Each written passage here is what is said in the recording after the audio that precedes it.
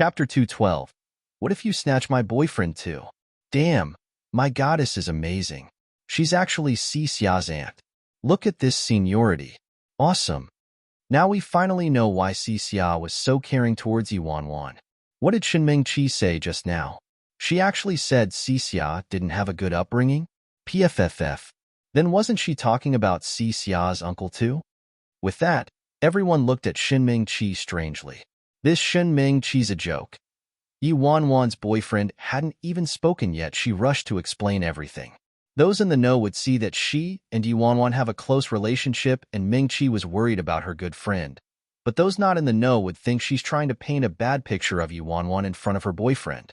I guess there's a greater chance of the latter. Shenming-Chi has a troublemaking streak. Didn't she steal her best friend's boyfriend? Ah, that's right. She didn't even let Song Ziheng go, much less such an outstanding man. She was probably trying to drive a wedge between Wanwan and Sihan just now. Oh my god, she's just disgusting. She kept saying that it was Song Ziheng who forced her and even said he threatened her, saying that if she didn't comply, he'd tell everyone that she was the one who seduced him. Shenming-Chi said he flew into a rage and splashed dirty water on her. I almost believed her and even sympathized with her. But in the end, it turned out she was just torturing Jiang Yanran. After she was done with her, she started on Yuanwan. She's truly atrocious. And up till now, she's clung onto Yuanwan's older brother the whole time.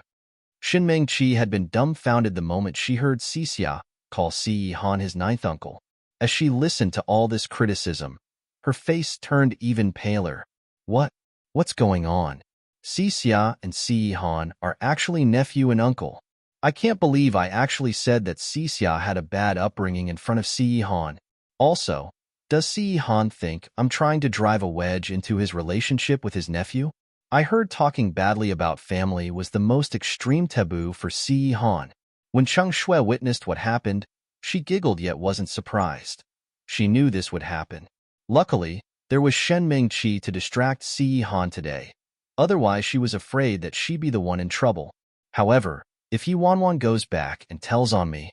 On the other hand, Shenming-Chi was already scared out of her wits. She looked at Sihan and stuttered, trying to explain herself. Mr. C, I didn't know. I didn't know that Xixia's your nephew. I'm really sorry. I got things mixed up. I was just very worried about Yuanwan, so this happened. Please don't mind me. Sihan didn't say a word. He didn't even take one look at her, but looked towards Yuanwan instead.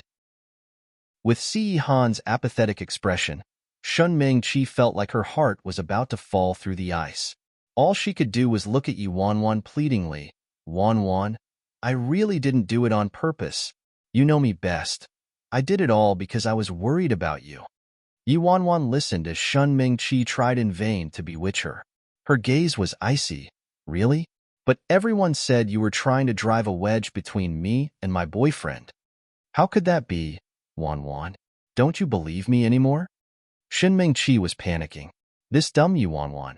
Why does she believe everything other people say? Sui looked indifferently at Shenming-Chi's pretense. This dumb woman, Yuanwan, will probably fall for Ming-Chi's tricks again. When Yuanwan heard Shenming-Chi's desperate explanations, she looked hesitant and replied apologetically. Sorry, Ming-Chi. Since you snatched Yin Ran's boyfriend before, it's hard for me to trust you. I don't think we should talk anymore. Otherwise, what if you snatch my boyfriend too? My boyfriend's so handsome. Yuanwan muttered while clinging to Sihan's side nervously and hugging his arm possessively, her face filled with protectiveness. Sihan saw Yuanwan suddenly hugging his arm, and his indifferent gaze showed a flash of surprise. As for Sui, he was delirious with joy. This woman seems to see reason finally. I've waited 1,000 years. Chapter 213. Did I just get hit on? As Shenming-Chi was exposed by Yuanwan, guilt flashed over her face, but it was very quickly replaced with a hurt and disappointed look. How could that be? Wanwan, you're my best friend. Why would I snatch your boyfriend? Shenming-Chi's eyes reddened. Her body started trembling visibly as she looked at Sihan helplessly, seeking his forgiveness. Mr. C, I have only only high esteem and respect for you. I don't have any other intentions. In the end, Shen Mingqi was only able to take half a step before being blocked by Sui's icy gaze. Miss Shun, please have some dignity. PFFF, seeing that Shen Mingqi had been blocked by someone's underling, the onlookers couldn't help but laugh. High esteem, respect? What do those mean when you're saying you have high esteem and respect for another man? You're obviously confessing your feelings for him, but still, you insist that you don't have any other intentions? A leopard can't change its spots.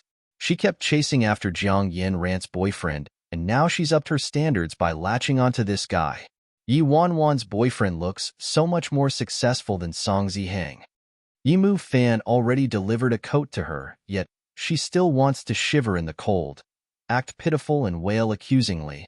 She thinks people are blind. I remember that the rumor about Yi Wanwan being fed by old men outside school was also spread by her, right? Shen Mingqi's face changed. I didn't. It's not like that. How could I spread such a rumor? Damn it. Jiang Yanran has been so close to Yi Wanwan lately. Did she say anything to her? No wonder Wanwan's attitude towards me has been so different.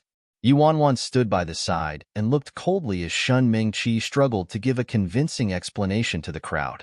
She'd once been mocked and excluded by everyone thanks to Shen Mingqi tarnishing her name.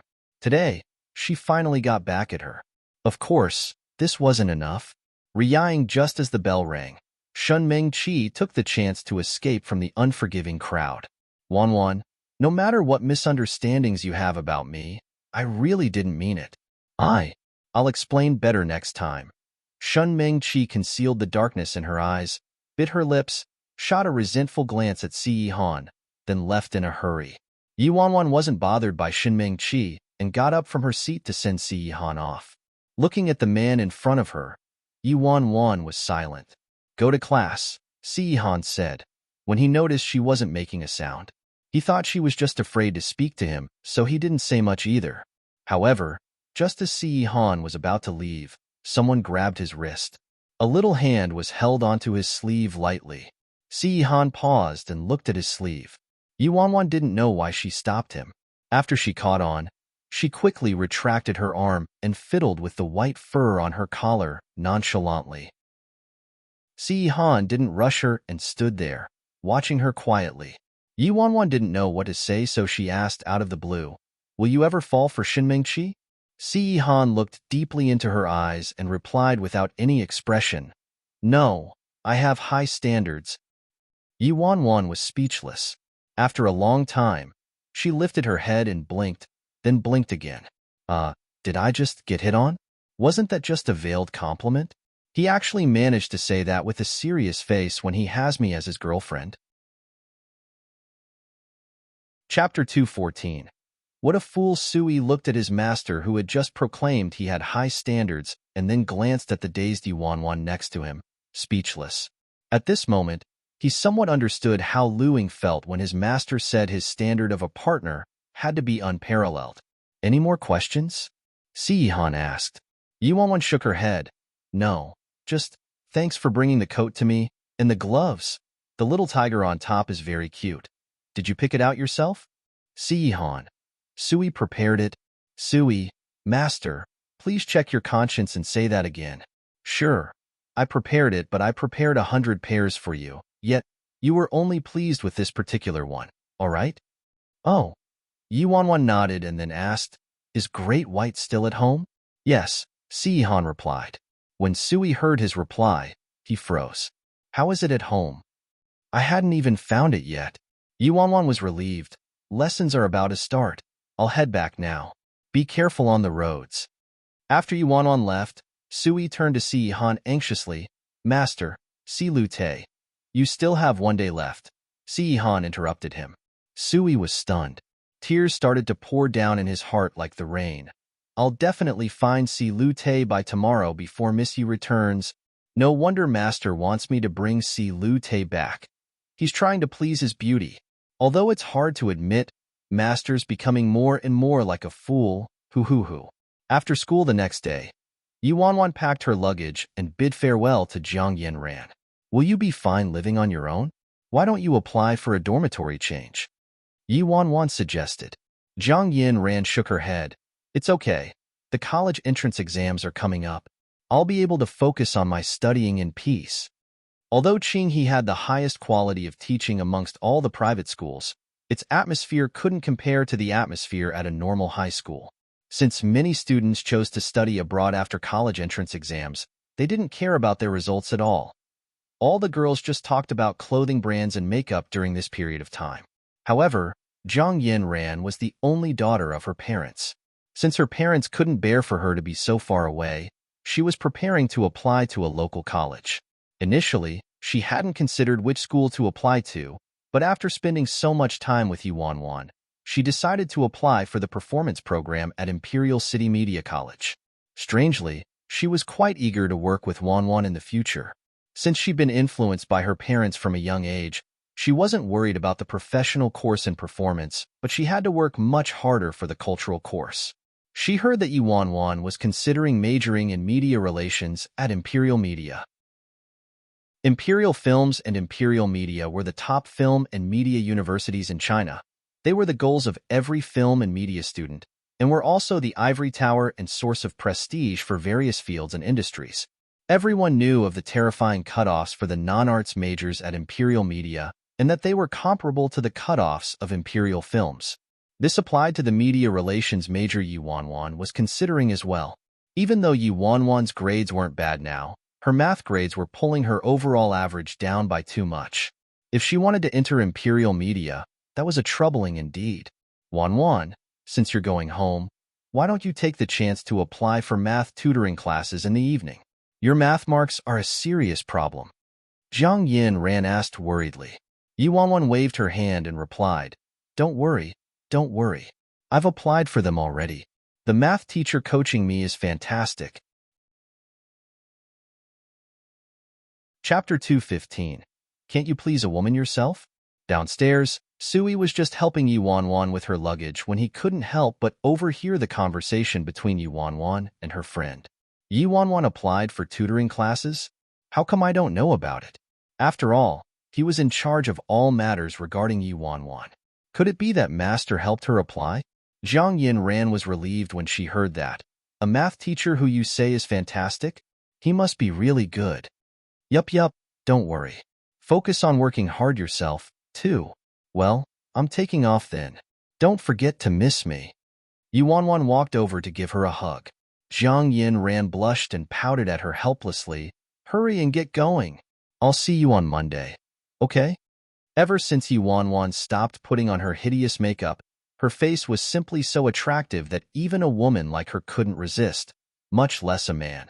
Thankfully, Yi Wanwan's boyfriend came to school yesterday and thwarted the intentions of any hopeful guys. Zhang Yin looked towards Sui and lamented softly, I really didn't expect that your boyfriend is Xixia's uncle. Everyone said he's a great influence.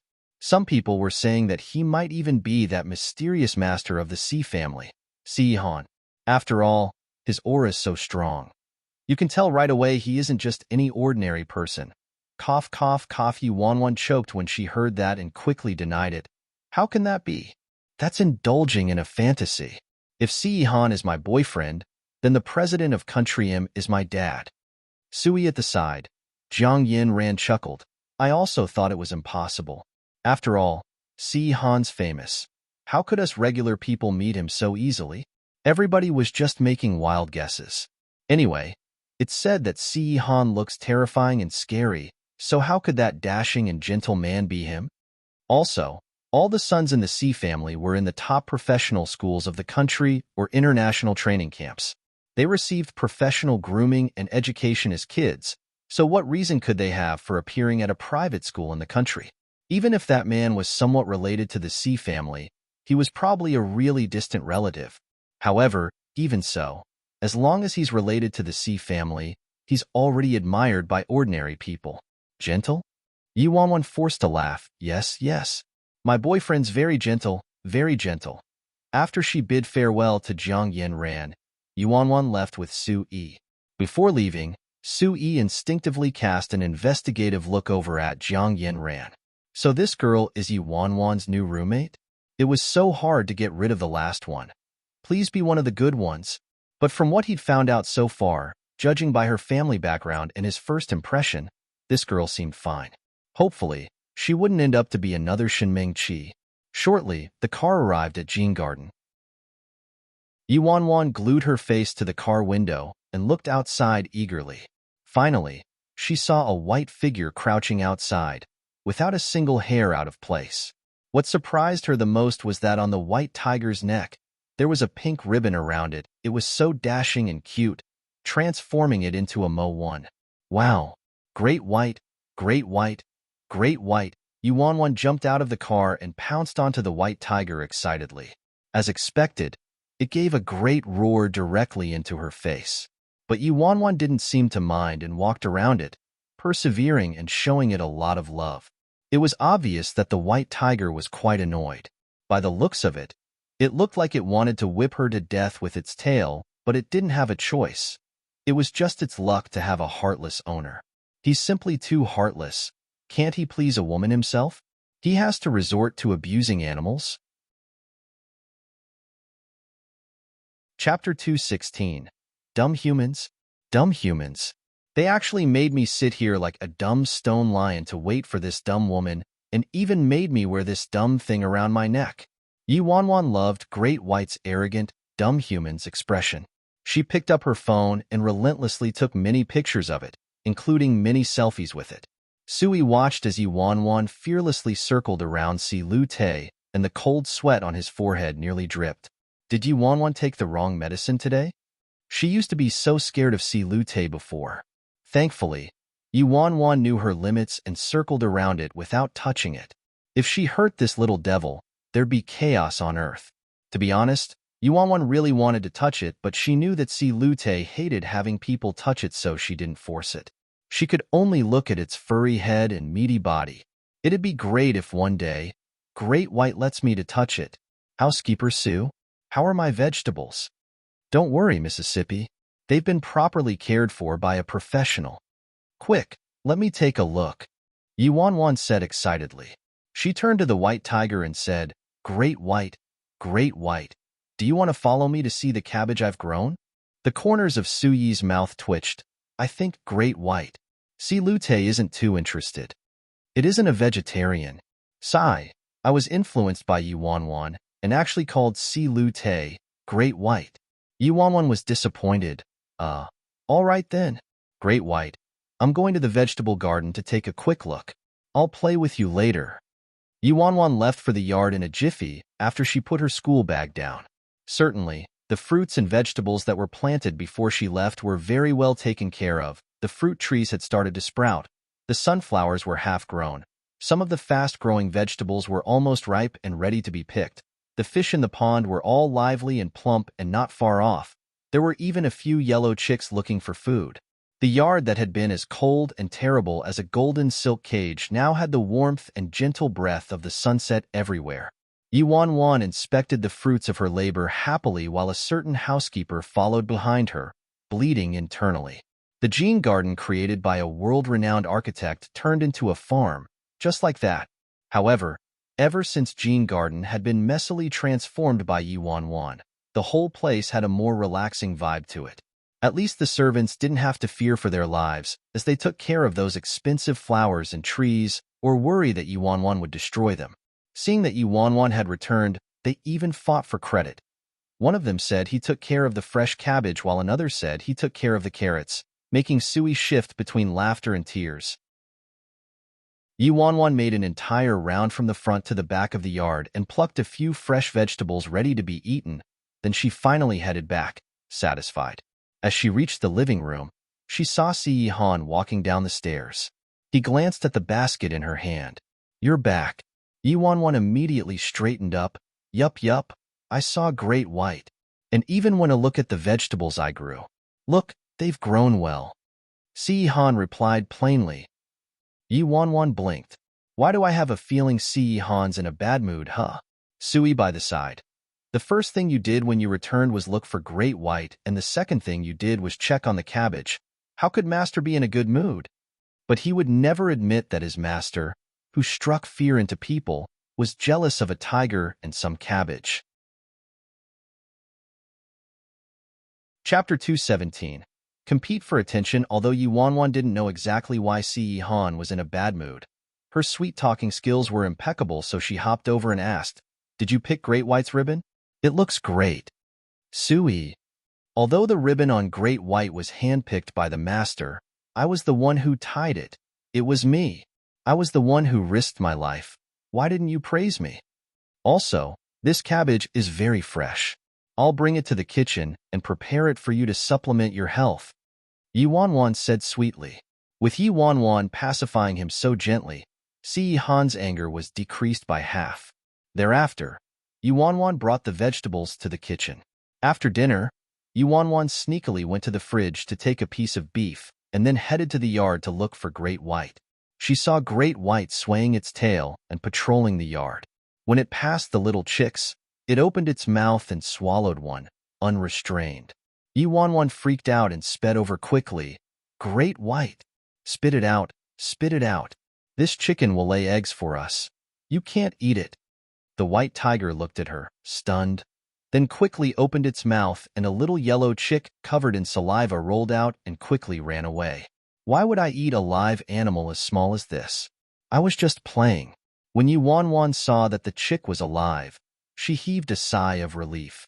Then she pulled out the piece of beef and dangled it temptingly.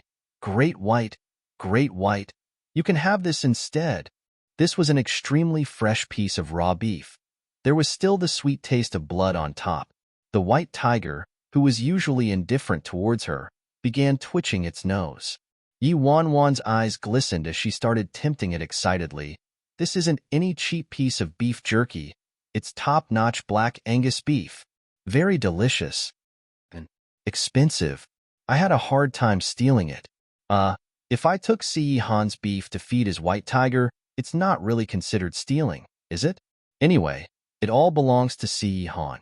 Yi Wanwan knew that Si Lute never ate anything fed by strangers, but she'd been living in Jean Garden for almost 2 years. She wasn't really a stranger.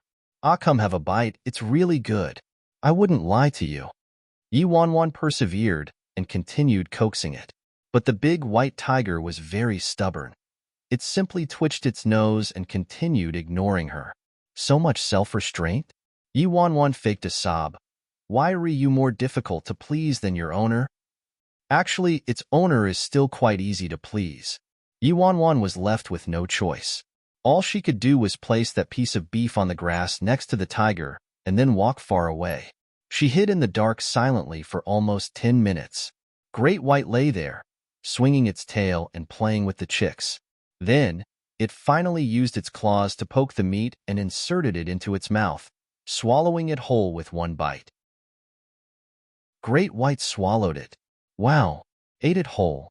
Yi Wanwan was so happy that she nearly gave a military salute right then and there. It was the first time she was happier to look at someone eat over eating herself. Great White looked so adorable even when it's eating at this moment. Yi Wanwan had no idea that her actions in the yard, including the love-struck way she looked at Great White, were being watched by a certain great devil and his housekeeper. Sui carefully took a glimpse at Great White's owner, and his legs trembled.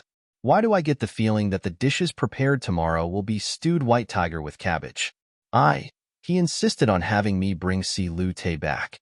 Now he has to compete for attention."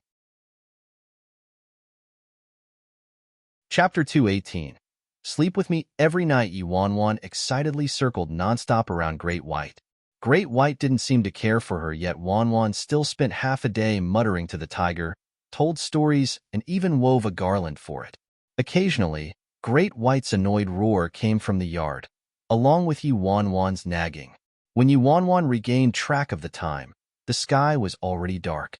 It was only then that she left Great White and the cabbage patch reluctantly and solemnly trudged into the house filled with math and Si Han. After she waved Great White goodbye, Yi Wanwan carried her school bag upstairs sadly. Upon seeing Sui coming out from the study, Yi Wanwan quickly asked, "Is Si Han busy now?" Sui was on the verge of crying when he saw Yi Wanwan. This Annie is finally done playing. After she went inside, she saw the man sitting on the chair in the balcony with a foreign language book in his hands. His face was obscured by shadows, so she couldn't see his expression clearly. "Need something?" When he saw her approaching, he looked up slowly, with eyes as cold as the moon overhead. She wasn't sure whether it was her misperception, but she felt as if Sui had dug a grave for her. Who said Han seems to be in a good mood now? Yuanwan thought about it for a long time, but still couldn't figure out why Han was in a bad mood, so she left it alone. Well, it's like this. In less than a month's time, it'll be the college entrance examinations, but my math is really bad. I need some help. Are you busy these days? Could you teach me? Just give me 2 hours, no, 1 hour every night. Yuanwan didn't dare ask for too much. He's a busy man after all. But as the saying goes, listening to a single comment from a wise gentleman is worth more than reading 10 years' worth of books, even if she only got an hour. It'd be good enough for her. Maybe it was due to Han's easy-to-understand explanations or her fear of making mistakes in front of him, but she felt like her senses were always heightened and focused when studying with him, allowing her to become highly efficient. Yuanwan waited nervously for his reply. After some consideration, he placed the book down and said in his usual tone, "I can give you 2 hours." 2 hours? Yuanwan's eyes lit up. Really? But I have a condition. Han's eyes turned slightly darker. Yuanwan's nerves were at her breaking point. Condition? What condition? Han. You'll have to pay a certain fee proportional to my services. Yuanwan. And this fee refers to? Han. Give me 8 hours. Yuanwan was taken aback. Give him 8 hours for what? In the next second, she recalled what happened in her dorm before. At that time, Han's condition was 6 hours. That's right. He wanted me to sleep with him for 6 hours. So, the 8 hours that Han meant was probably, "You mean you want me to sleep with you for an entire night?" Greatly astonished, Yuanwan had her eyes wide open. Upon hearing Yuanwan's reply, Han glanced at her and said, "You only need my tuition for 1 night?" Yuanwan shook her head reflexively. 1 night definitely won't be enough. It has to go on until the end of the college entrance exams. Until exams end, I'll probably need your help every night if you're free. Han lifted the teacup in his hand and took a sip. Well, sleep with me every night then? Yuanwan. Chapter 219. This exorbitant tuition fee isn't bad. Yuanwan's brain crashed instantly. How can he put on that rigid expression and say things like, "Sleep with me every night"? Those who don't know might misunderstand and think we're doing something else, but we're just discussing tuition fees for math. After Yuanwan finally regained her senses, she immediately counted with her fingers. She'd received 2 hours of tutoring, but in return, she had to give up 8 hours for him. Isn't this tuition fee a little too steep? This is daylight robbery. Yes, my math is bad, but it's not that bad, okay? Yuanwan, who felt her intelligence was being insulted, said angrily, "Isn't there something wrong with this arrangement? Why should I give you 8 hours of my time when you're only giving me 2? Han looked as if he didn't care either way about the deal. "You can reject this offer if you want." Yuanwan couldn't find the words to rebut him. At this moment, Han was like a glittering, gold-studded god. Whether she was admitted to imperial media or not depended on him. How could she bear to let this deal go? Yuanwan hesitated for a long time and was forced to clarify. Then, "We're just sleeping, right? Literally sleeping?" She remembered from those times at school and the old house when they just purely slept with a blanket over them. If this was the case, she wouldn't lose out on anything. She needed her sleep anyway. The only difference was that there'd be someone next to her, that's all. Just as Yuanwan had that thought and was sighing in relief, Han put his cup of tea down as he looked at her slowly with eyes stained with the darkness of the sky. He replied plainly, "I can't make any promises. After all, I'm a normal man." The moment Han said that, Yuanwan was stunned. "You don't have to be so modest. In my heart, you're not a human at all right? Take some time to think about it." Han got up. Yuanwan, who was still in a daze, noticed Han standing up, and immediately, she took a big stride towards him, looked up at him with sparkling eyes and replied resolutely, "Deal?" Han looked slightly surprised. "Sure?" Yuanwan nodded, "Sure. It's not like we've never slept together before." Han. Quick, let's start today." Yi Wanwan rushed him. Anyway, we've already slept together before, and I'm also no longer an 18-year-old little girl. Most importantly, I'm not planning to remain chaste for Gu Yuze anymore, so what's the big deal if I sleep with him a couple more times? Right now, there's nothing more important than getting into Imperial media. If I keep being constrained by all these thoughts, how will the end result be any different from the past? I can't waste any more time. Thus, Yuanwan courteously helped Si-Han pack his desk, rearrange all the textbooks and stationery neatly, and even made tea for him. Si-Han stood at the side. His deep eyes had a touch of imperceptible probing as he watched her quietly. After she was done, Yuanwan sat upright and proper just like a student teacher. We can begin. Si-Han sat down on the seat next to her but didn't flip open the book. Instead, he supported his forehead with his hand and said, "First, I'll teach you the point I didn't get around to finishing before." Yuanwan blinked in shock. It's been so many days, but he's able to remember the point he hasn't finished? Amazing. So, this exorbitant tuition fee isn't too bad, right? Chapter 220. Sounds like he just got dumped having successfully endured 2 hours of tutoring. Yuanwan returned to her room, content to continue doing more practice questions by herself. Time flew as Yuanwan immersed herself in her newly acquired knowledge. In the blink of an eye, she had worked well into the night.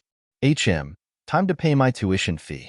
Although she was full of conviction when she said deal, now that it was time to pay her dues, she started feeling very nervous. Especially since Si-Han said he's a normal man. After showering and much dilly-dallying, Si-Han still hadn't come to fetch her. Yuanwan got anxious waiting for him, but she didn't want to go to him directly, so she gave him a call. At the same time in the study, Sui was doing his routine report. After some time, Immerse also entered. "Ninth Master, you called for me? Why did he call me over so early? It's not his bedtime yet." Si-Han looked up and said to Immerse, "Starting from today, you don't have to see me at night for the time being." When Immerse heard that, he was stunned. I don't have to come anymore?" "But Ninth Master, your illness." Sui, who was holding a stack of documents, was also filled with surprise. Master's recent condition hasn't been the best. Why'd he ask Immerse to stop coming all of a sudden? Did Master find a more suitable doctor? Sui asked. Immerse furrowed his brows. He didn't want to brag, but in the field of hypnotism, he was the best and nobody could compete. So it was impossible for the Master to find someone better. At this moment, Si-Han's phone rang. Both of them saw the caller ID indicating Yi Wanwan's name. Why did Yi Wanwan phone him when she's in the house? While they both muddled over this, they overheard Yi Wanwan's voice from the receiver. "Hello? Si-Han. I wanted to check. What time do you sleep? Should I go over to your room, or are you coming over to mine?" As the study was very quiet, Yi Wanwan's words were quite clear, and the two of them were stunned by her words. "I'll head over once I've settled some things." Si-Han put down the phone, turned to Immerse and continued, "I'll still give you your salary, and we'll get Sui to call you when I need you to come back." After this, he made the two of them leave the room. Immerse was still in a confused daze. "What's going on?" Sui patted his shoulders sympathetically. "You still don't get it? Missy will be attending day school now, so she won't be staying in the dorm anymore, meaning that the Master has found someone to sleep with him. You don't have to come for the time being." Immerse's face darkened. "Why do you sound so weird? He made it sound like I just got dumped." Immerse muttered to himself, "I'm really surprised. I didn't expect Yi Wanwan to be so well-behaved and straighten out her thinking so suddenly. This definitely isn't how she usually behaves. I thought after Ninth Master lost control and put his hands on her that she'd cause chaos on Earth, but in the end, she was unbelievably calm. I'm just afraid there's trouble brewing ahead." Sui naturally knew what he was thinking. It doesn't matter whether she really sorted out her thinking, or if she's still thinking of escaping. It makes no difference. Ninth Master would never let her go. Do you think she could hurt Ninth Master by herself? That's obviously impossible. Immerse sighed. It's good to not have to come here for the time being. I can finally take a breather.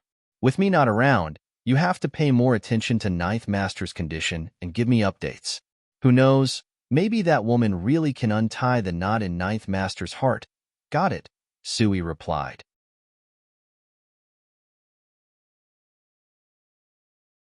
Chapter 221.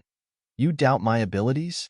In the room, Yuanwan was speechless when she heard Han say, I'll head over once I've settled some things. Why does it sound like I'm a wife waiting for her husband to finish his work? I'm obviously just a high school girl who can't afford to pay tuition fees. After reviewing math for an entire night, she had exhausted all of her energy. Once her head touched the pillow, she immediately started dozing off. While she was still drowsy, she heard a pair of familiar footsteps approaching and a chilly breath permeating through her body. Yuanwan furrowed her brows and began to prattle on about something drowsily. Han stared at her lips. His calloused fingers brushed over them lightly, but just as he got closer to her, he could hear her repeating x minus x in 2 series, the formula of a general term. Sum to n terms, 2 of them has a limit. For arithmetic operations change sequentially. After mumbling on for what felt like half a day, she suddenly reached towards the heat source, into his embrace and called out, Daddy, Han. She then went silent like she was sound asleep. A long while later, her shoulders started trembling slightly as she mumbled in anxiety and panic. Wanwan has been good. Wanwan has been studying. Don't be angry at me. Don't forsake me. All right? Han stared at her little face with a mixed expression. After some time, he reached out and wiped away the tears forming in her eyes. The alarm clock rang right at 6 a.m. the next morning. Yuanwan instinctively buried her head into the duvet to hide from the sound of the alarm. After a long time, she came out from the covers reluctantly, turned the alarm off, and made her way up like a wandering spirit. Just as she'd risen up halfway, a large force on her waist suddenly pulled her back down. She found herself lying in bed once again as she came face to face with Han's blindingly dashing face. The curtains in the house were drawn with only a shred of faint light shining in. On the soft, comfortable, and warm bed, there laid a devilishly handsome man next to her.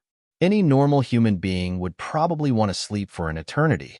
Yuanwan couldn't imagine that after worrying for so long, she'd be too exhausted and sleep all the way until dawn.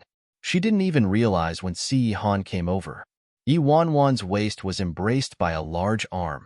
Her body was akin to a pillow being hugged. This intimate position made her heart pound. Hey, I need to get up to study. The man's eyes didn't open. He didn't seem to have the intention of letting her get up as he said in a low voice, There's still 2 more hours. Yuanwan was speechless. Last night, she slept at 12, and it's now 6 in the morning. There were still 2 hours to a full 8 hours of sleep. He actually counted the hours. Must he be so calculative? Yuanwan was accustomed to waking up early. Although she was still really tired, to ask her to lay in bed and sleep peacefully for a full 8 hours felt like a sin to her. Thus, she had to negotiate with him. Teacher C, let's negotiate. Can I have a discount? Would 6 hours be all right? Even though I'm a senior in high school now, my math is still so horrendous, so I really need to use all the time I have to catch up. What if I don't do well? His eyes opened slowly, dark as a piece of glass immersed in a cold lake. You're doubting my abilities? Yuanwan was speechless. Then what if I don't do well? Can I get a full refund?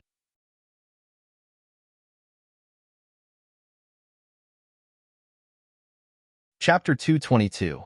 Failed attempt. Actually, she knew that with Han's tutoring and her exceptional memory, 1 month would be sufficient. But keeping herself busy was the only way she could be calm and at ease. She thought about her mother, thought about her father, thought about her brother, her home. All these thoughts almost drove her nuts. She knew that Han didn't fully trust her and was acutely aware that she couldn't do anything to provoke him. It took me so long to appease Han. It's not the right time to act yet. Furthermore, she had a bad record. In order to escape in the past, she often lied that she was going to visit her parents. If she told Han she wanted to visit her parents at this point, it'd basically be like telling him that she was trying to escape again.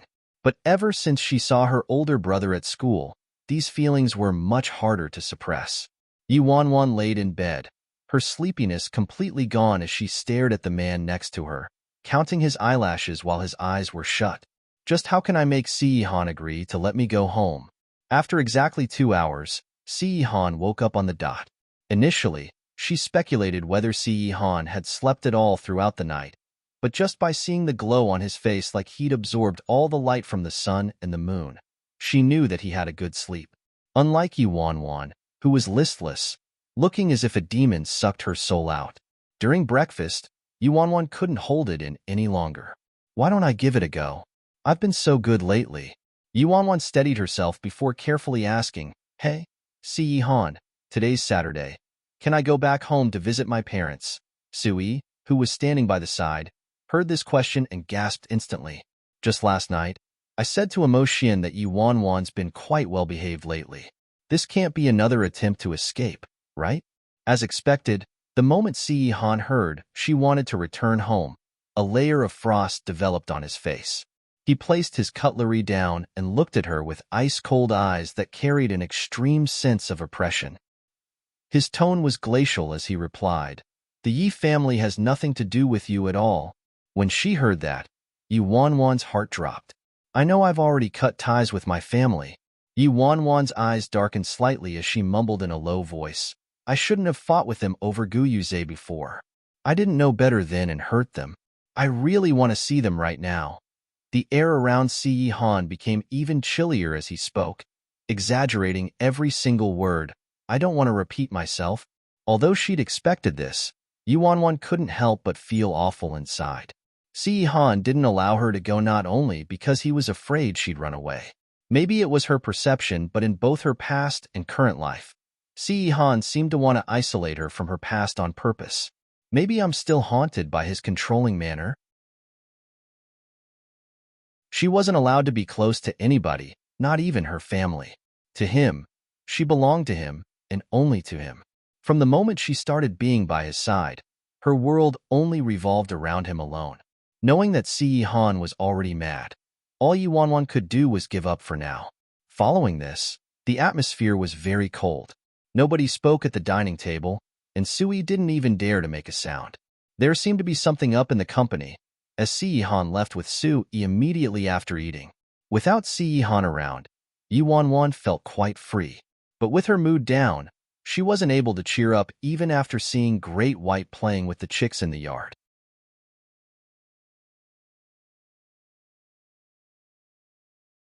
Chapter 223. Wealthy families are as complicated as the seas. Yuan laid on the circular table in the yard to do some practice questions. Distracted, she didn't even notice when it started pouring and still held onto her pen in a daze. It was only when Great White, who was dozing under the roof, suddenly roared loudly that she woke up abruptly. She quickly packed up to return to the house to seek shelter from the rain. After she went back into the house, Yuan did the same thing as the day before. She stole a slice of beef from the fridge and placed it next to the white tiger before retreating somewhere far away. The rain got heavier and heavier, and it started to thunder. Yuan held a practice book in her hands and sat cross-legged on the floor, not flipping through the pages. Her mind was in mess and she couldn't focus at all. She thought about how her parents still had to depend on her uncle and live under his roof. She also thought about Guyuze and Yi. Nobody knew this, but Yi isn't her cousin. She's her sister from another mother.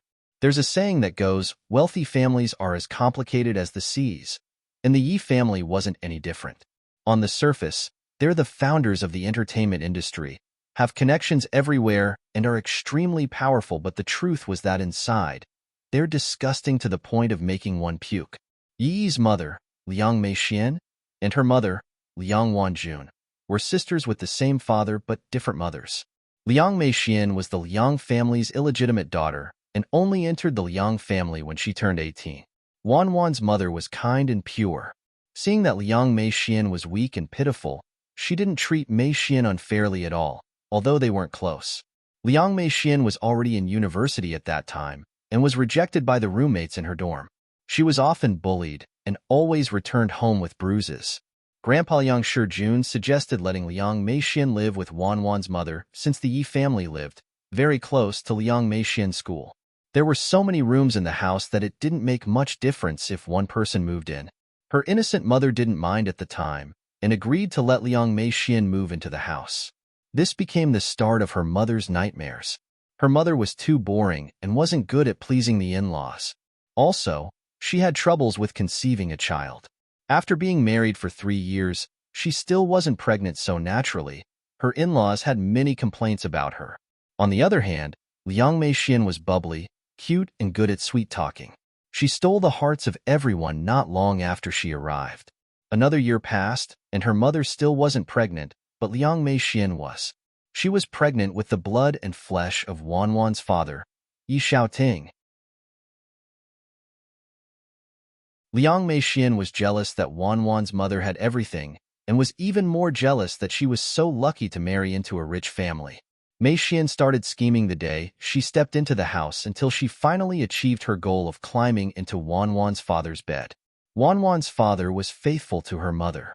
After realizing that he touched Liang Meixian when he was drunk, he didn't hide it from her mother. He immediately told her about the incident and begged her for forgiveness. Her mother was furious at first and chased Liang Meixian out. Wanwan's mother turned a cold shoulder to her father for half a year.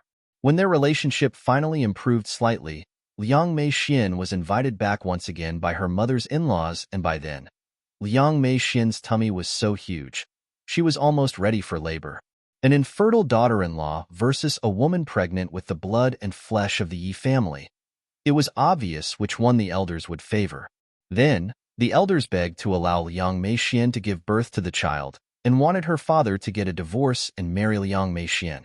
Her father objected vehemently and caused a big ruckus at home. The elders swore to their deaths to keep the blood and flesh of the Yi family, but her father didn't want to betray her mother.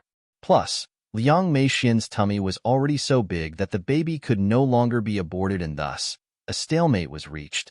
In the end, her second uncle came to the rescue and said he'd always loved Liang Meixian deeply and was willing to marry her.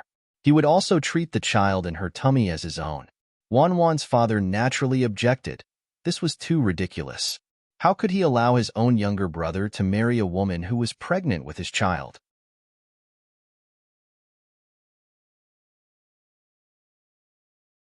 Chapter 224.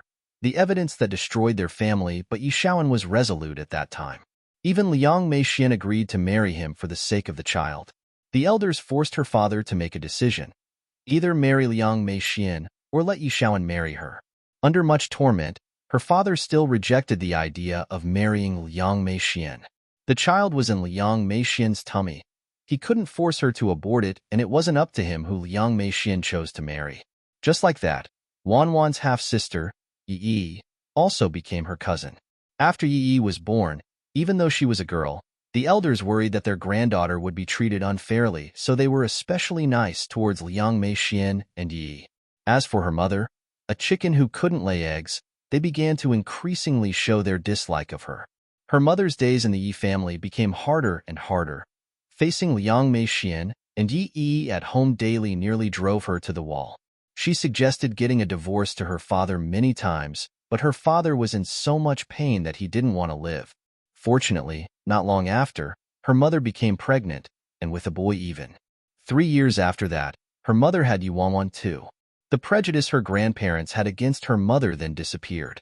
Her second uncle, Yi Xiaowen, was never well liked by her grandfather. The company was basically managed by her father, and her uncle always banked on his taking care of her father's illegitimate daughter all these years to ask for one condition after another.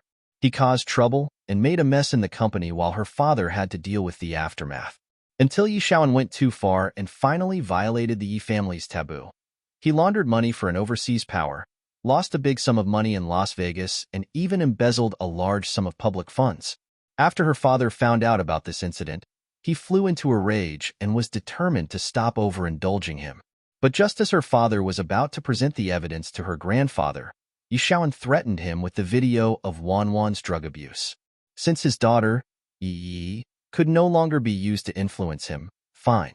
Yi Xiaowen still had another, even more precious daughter, Yi Wanwan. Sure enough, her father folded right after watching the video. Her father had to take the blame for everything Yi Xiaowen had done. Her grandfather threw her father out of the company in a furious rage. In her previous life, she was lured to a bar by Yi, and was tricked by a group of people to try drugs. At that time, the house was filled with boys and girls using drugs. The scene looked very corrupt on purpose. The entire thing was secretly taped by Yi.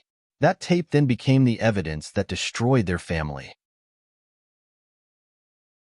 If Yi hadn't been worried that provoking her father too much would cause the plan to backfire, she would have directly sent people to ruin Yi Wanwan's reputation as well. After Yi Wanwan awoke from her drunken stupor, she had no idea what happened and was still upset that Gu Yuze stood her up. After that, she was dragged home by her enraged father, who secretly found someone to perform a blood test. The results of the test came out. Indeed, she had used drugs, and it was one of the drugs that would cause one to be addicted for a lifetime with just one usage. Following that, she was sent to rehab at a secure location by her father. He left a sum of money for her and arranged everything. She didn't know that in order to protect her, her father had been besieged on all sides. She just complained that her father didn't trust her and sent her to such a scary place by herself. After that, the doctor her father had hired waited an entire month to keep tabs on her. Her drug addiction didn't act up. Shortly after, 3 months went by. The doctor confirmed she didn't have an addiction to drugs. Amazed, he researched for half a month and couldn't find out why. Thus, he could only conclude that the drug she'd ingested was mixed with something else, and there was some sort of mutation that prevented her from becoming addicted.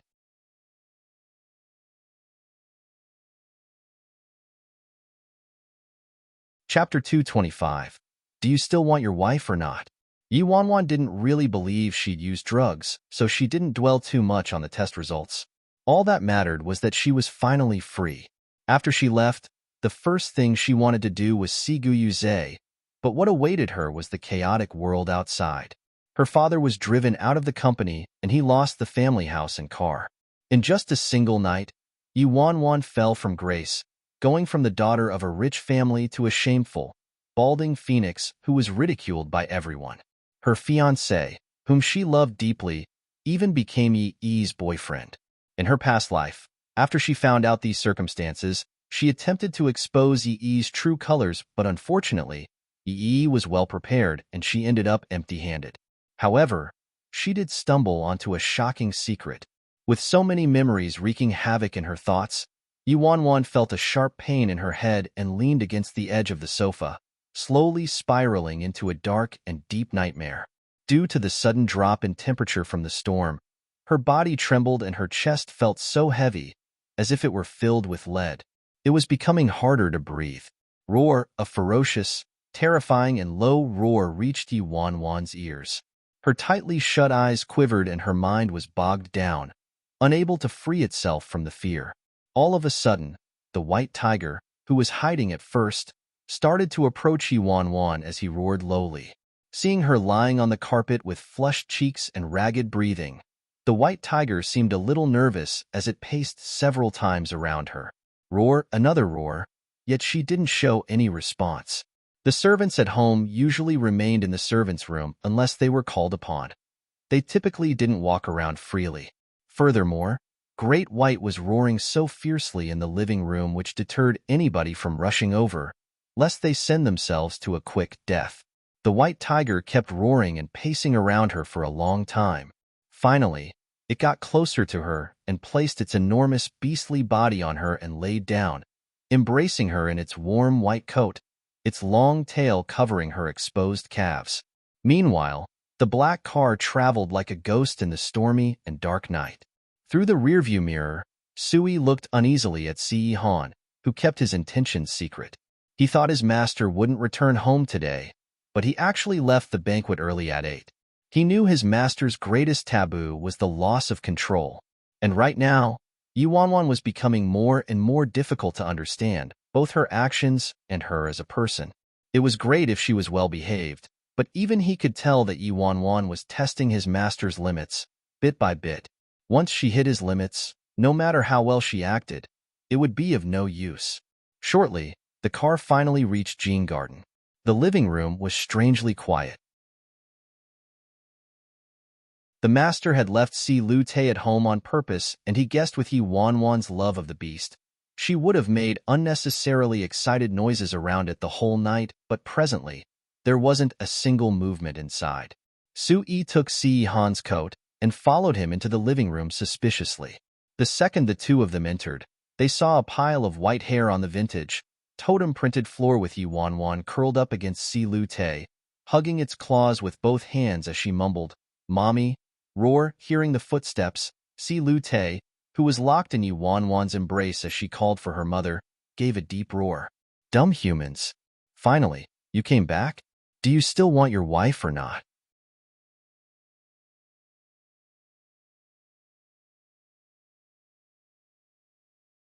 Chapter 226. Her pulse. Su-yi's eyes widened in disbelief, unable to believe the scene in front of him. Damn. Si Lu Te, who hates being with humans, is actually lying right next to Yi Wanwan obediently. He's not even trying to tear her apart while she grabs its hair and hugs its paws. But why does it seem like there's something wrong with Yi Wanwan? Su-yi's heart was confused. He had just realized something was off with Yi Wanwan when the figure next to him was already in the middle of hurrying over and carrying Yi Wanwan away from Great White. Go get old son. Yes. Su-yi's sweat poured down in streams as he rushed out obediently. If something untoward happened to Yi Wanwan, everyone in this house would have to be buried with her. Half an hour later, the entire Jean garden was brightly lit. All the servants stood in a row in the living room, trembling with terror in their white faces. A black car stopped outside the house and a young man helped an elderly person with white hair out. Sui hurriedly led the way to the house with the two people behind him. The entire Jean garden was shrouded by a dark cloud. When Old Sun and his chief disciple arrived, all they saw was a girl lying in bed with Si Han sitting by the bedside. The girl clutched his hand tightly. After they got a clear glimpse of the girl's appearance, a trace of astonishment flashed in the disciple's eyes. This girl was so beautiful that even when she looked so weak and her cheeks were flushed, she was still extremely stunning. No wonder this master, who was said to be ruthless, was so worried about her. It really was like the idiom, beautiful women suffer unhappy fates. I wonder what illness this girl's contracted. Old Sun, please, Si Han said as he wriggled his hand out of the girl's embrace. However, even if he moved just an inch away from her, the girl became visibly distressed and tightened her grip, as if she was holding onto her only lifeline. Si Han looked at the elderly man and asked, "Could you take her pulse like this?" Old Sun coughed lightly. "I'm afraid not. It'll affect the results." He thought he'd been called to this house because this young master's body could no longer take his long-term insomnia. Who would have guessed that the one who needed his care wasn't him but this girl? Si Han hesitated for a bit, then forcefully pulled his arm out and placed the girl's hand on the little pillow lightly. The moment he pulled his arm away, tears of suffering rolled down from the girl's eyes. Old Sun didn't dare treat this matter lightly. Instead of making his disciple take her pulse, he did it personally. Old Sun took an exceptionally long time to take her pulse that his disciple became more and more nervous, wondering what illness was so tricky that even his master had trouble. Old Sun took her pulse thrice, then finally turned to Si Han and said, "Mr. Si, don't worry. This lady is feverish due to the cold weather. She just needs some antipyretic and will recover very soon." After Old Sun was done with his diagnosis, Si Han glanced at the girl who was in so much pain that she dampened the pillow with her tears. He immediately repositioned his hand, allowing her to hold onto it again. Only then did he turn to the elderly man and reply, "I'm afraid I'm going to have to trouble you. Old Sun, please stay the night, just in case." Hearing the conversation between the two of them, the disciple next to Old Sun opened his eyes wide. All this for a mere fever? He could have used a thermometer to take her temperature at home for a small illness like this, but he actually called for the secluded renowned doctor, Sun Bai Chao, to observe her overnight. The disciple opened his mouth as if he wanted to say something, but his master quickly turned to him and shook his head, indicating for him to keep silent. Following this, the elderly man stood up and said, "Thank you for your hospitality then."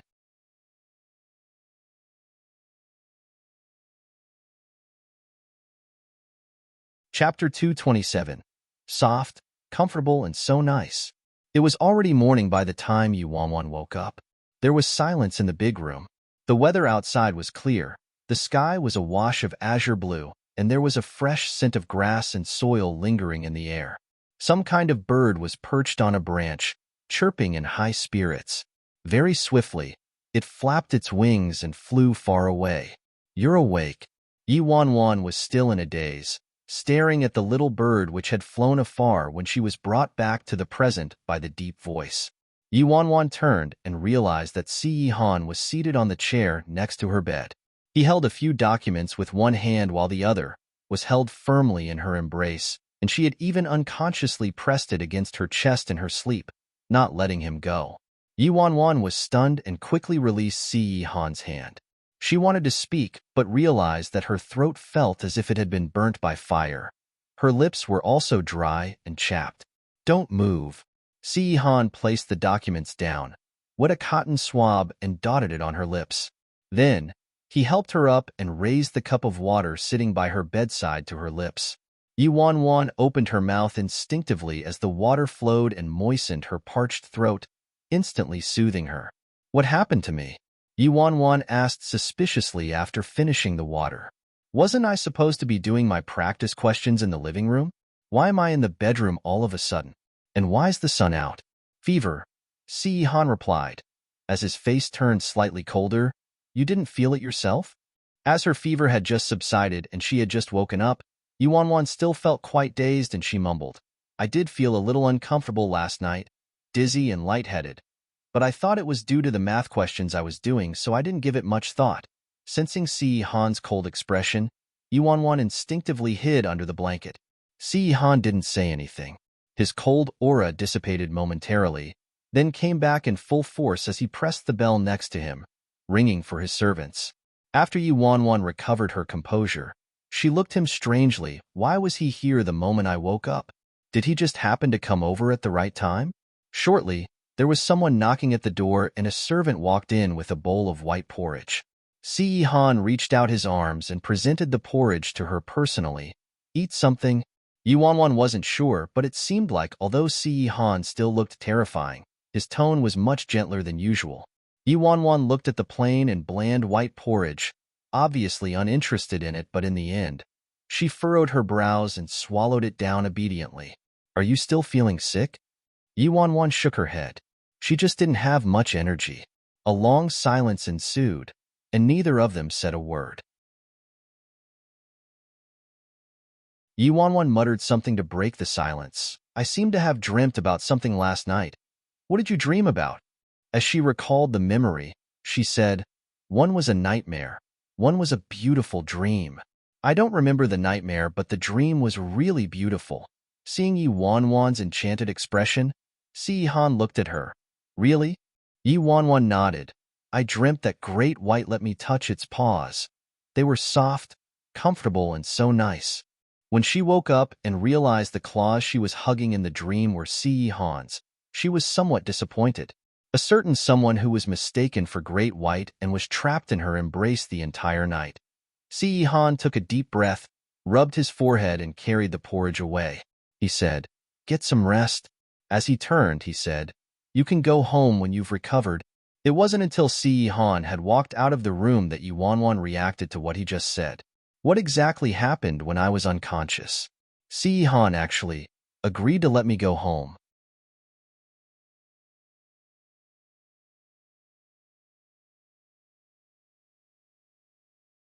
Chapter 228. Open 3,000 harems. Yi Wanwan instantly felt alive the moment she found out she could return home. She took her temperature, called the elderly doctor to take her pulse again, and after making sure she was totally fine, Si Han indeed called on Su Yi to drive her back. Probably because she was very homesick and had just escaped death, she felt a sudden nervousness thinking about how she was finally able to see her parents.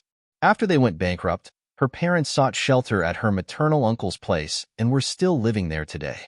Her uncle, Liang Jiahao, was mediocre at best and extremely incompetent. He graduated from an average university, didn't have any special abilities, and hadn't accomplished anything in life.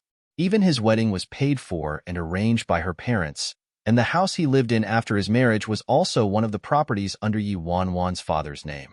After all these years, under her father's financial assistance, He became a small boss of his own company and led a comfortable life. Her auntie was a full-time housewife and stayed home to help her daughter with her studies. If she remembered correctly, her cousin Liang Shirhan should be in senior year now, preparing for the college entrance exams with her. Liang Shirhan was arrogant and willful. She loved competing with Yuanwan. Whenever Yuanwan got any new toys, Liang Shirhan schemed of ways to get them as well. Her mother loved her younger brother ever since they were little, and she was also very loving towards her niece. Basically, any gifts she gave to Yuanwan would also be given to Liang Shirhan. She treated Liang Shirhan almost like her own daughter. Yuanwan was so jealous that she quarreled with her mother over this several times. After the incident, her mother's first instinct was, naturally, to flee to her beloved younger brother. Yuanwan was deep in thought. Shortly, the car arrived at a group of villas. The surroundings and plants were aesthetically pleasing. Each villa stood alone with a little garden. Yuanwan quickly asked Su Yi to stop the car when she spotted the familiar building from afar. Just as she was about to get off the car, Su Yi in the driver's seat suddenly turned to her, aggrieved. Yuanwan had goosebumps looking at his expression. "Housekeeper Su, do you have something to say?" "What does he want?" Looking like a dying man saying his last words. Su Yi continued staring at her, aggrieved. "Ms. Yi, I'm still single. I don't have a wife." "Yuanwan? So?" "Su Yi, at least let me live till the day I get married, deal?" "I was just thinking that Master had his own principles and limits, but within a night, Master actually allowed Yuanwan to return home. As he left the house today, he requested the Master for more personnel to follow Yuanwan closely, but his Master only sent him alone to drive her. This means he doesn't have any intentions of keeping a close watch on Yuanwan's actions. But if she disappears, my head will be on the chopping block." The corners of Yuanwan's lips twitched. "If you're worried, you can come along with me." "Really? I can?" Su Yi's eyes lit up. "Yuanwan, sure. At most, my parents would just mistake you for my boyfriend." "Su Yi, I think I'll just stay in the car and wait for you." Yuanwan looked at the horizon and replied plainly, "Don't worry, I won't run away because I don't want to die yet too. If I really get my freedom, one day, I want to have 180 young gigolos and open 3,000 harems." "Su Yi, what the? My dear girl, please don't say something so scary, all right? Most importantly, I can't believe she actually said such things for me to hear. I don't want to hear any bit of this. Did the fever hit her brain?" Yuanwan saw Su Yi's terrified expression and curled her lips into a smile. She knew Su Yi wouldn't dare tell Si Han about this, so it didn't matter that Su Yi knew about it. Anyway, whether she played pretend or not, Si Han's underlings wouldn't believe a thing she said.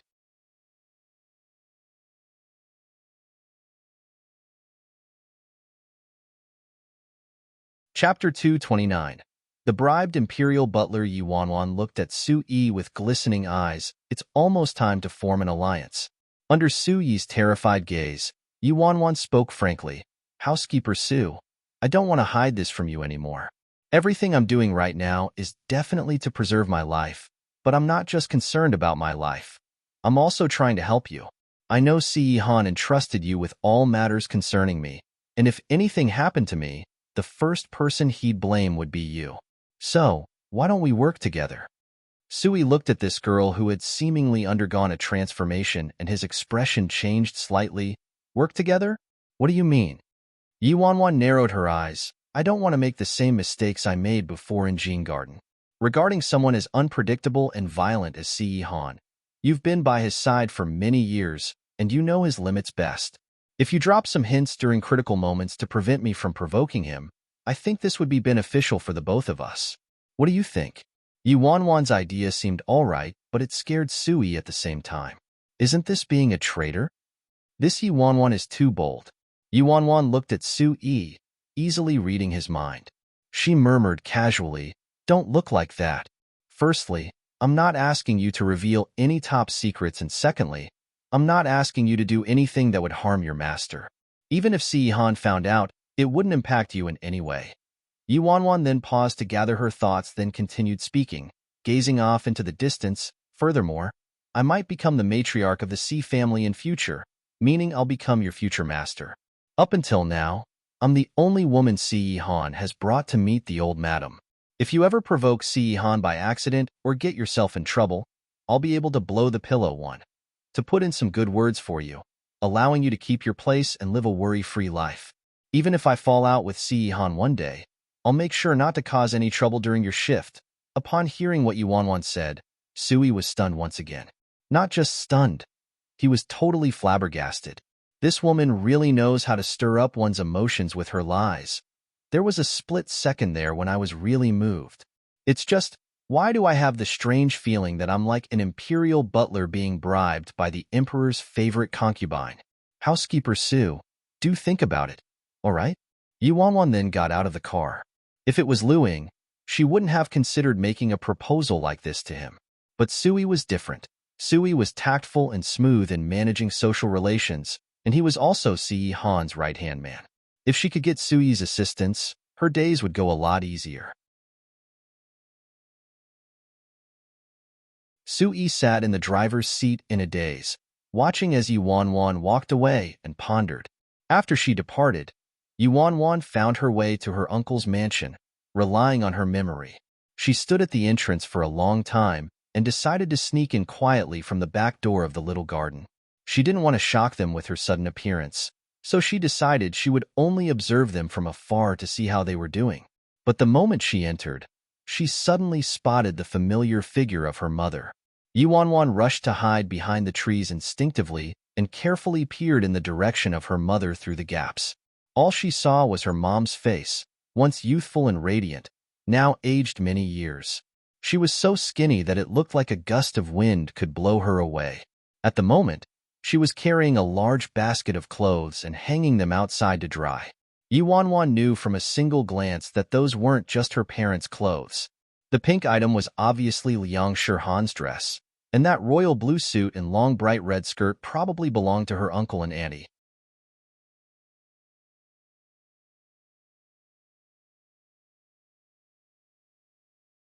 Chapter 230. Outsiders. Is Mom actually washing the clothes for Uncle's entire family? Yuan furrowed her brows. Then, she heard footsteps approaching. She saw a voluptuous woman with big wavy hair walking out of the house, clutching a pink skirt. She walked towards her mother and said unhappily, "Jejia, why is my skirt like this?" Her mother turned and glanced at the woman, then looked at the skirt in her hands, looking somewhat surprised. "This? Why is there a snagged thread? Did you wash it using the washing machine?" Wan's auntie, Fang Xiumin, asked with an ugly expression. "I asked you, and you said it was machine washable, so I put it in." Fang Xiumin screamed in agitation suddenly. "How could it be machine washable? This is real silk.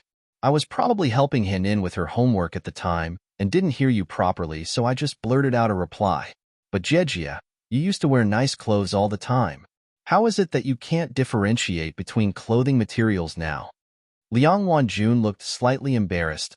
"I'm sorry. I've been staying up late trying to rush customers' handmade orders recently, and my vision is a bit blurry now.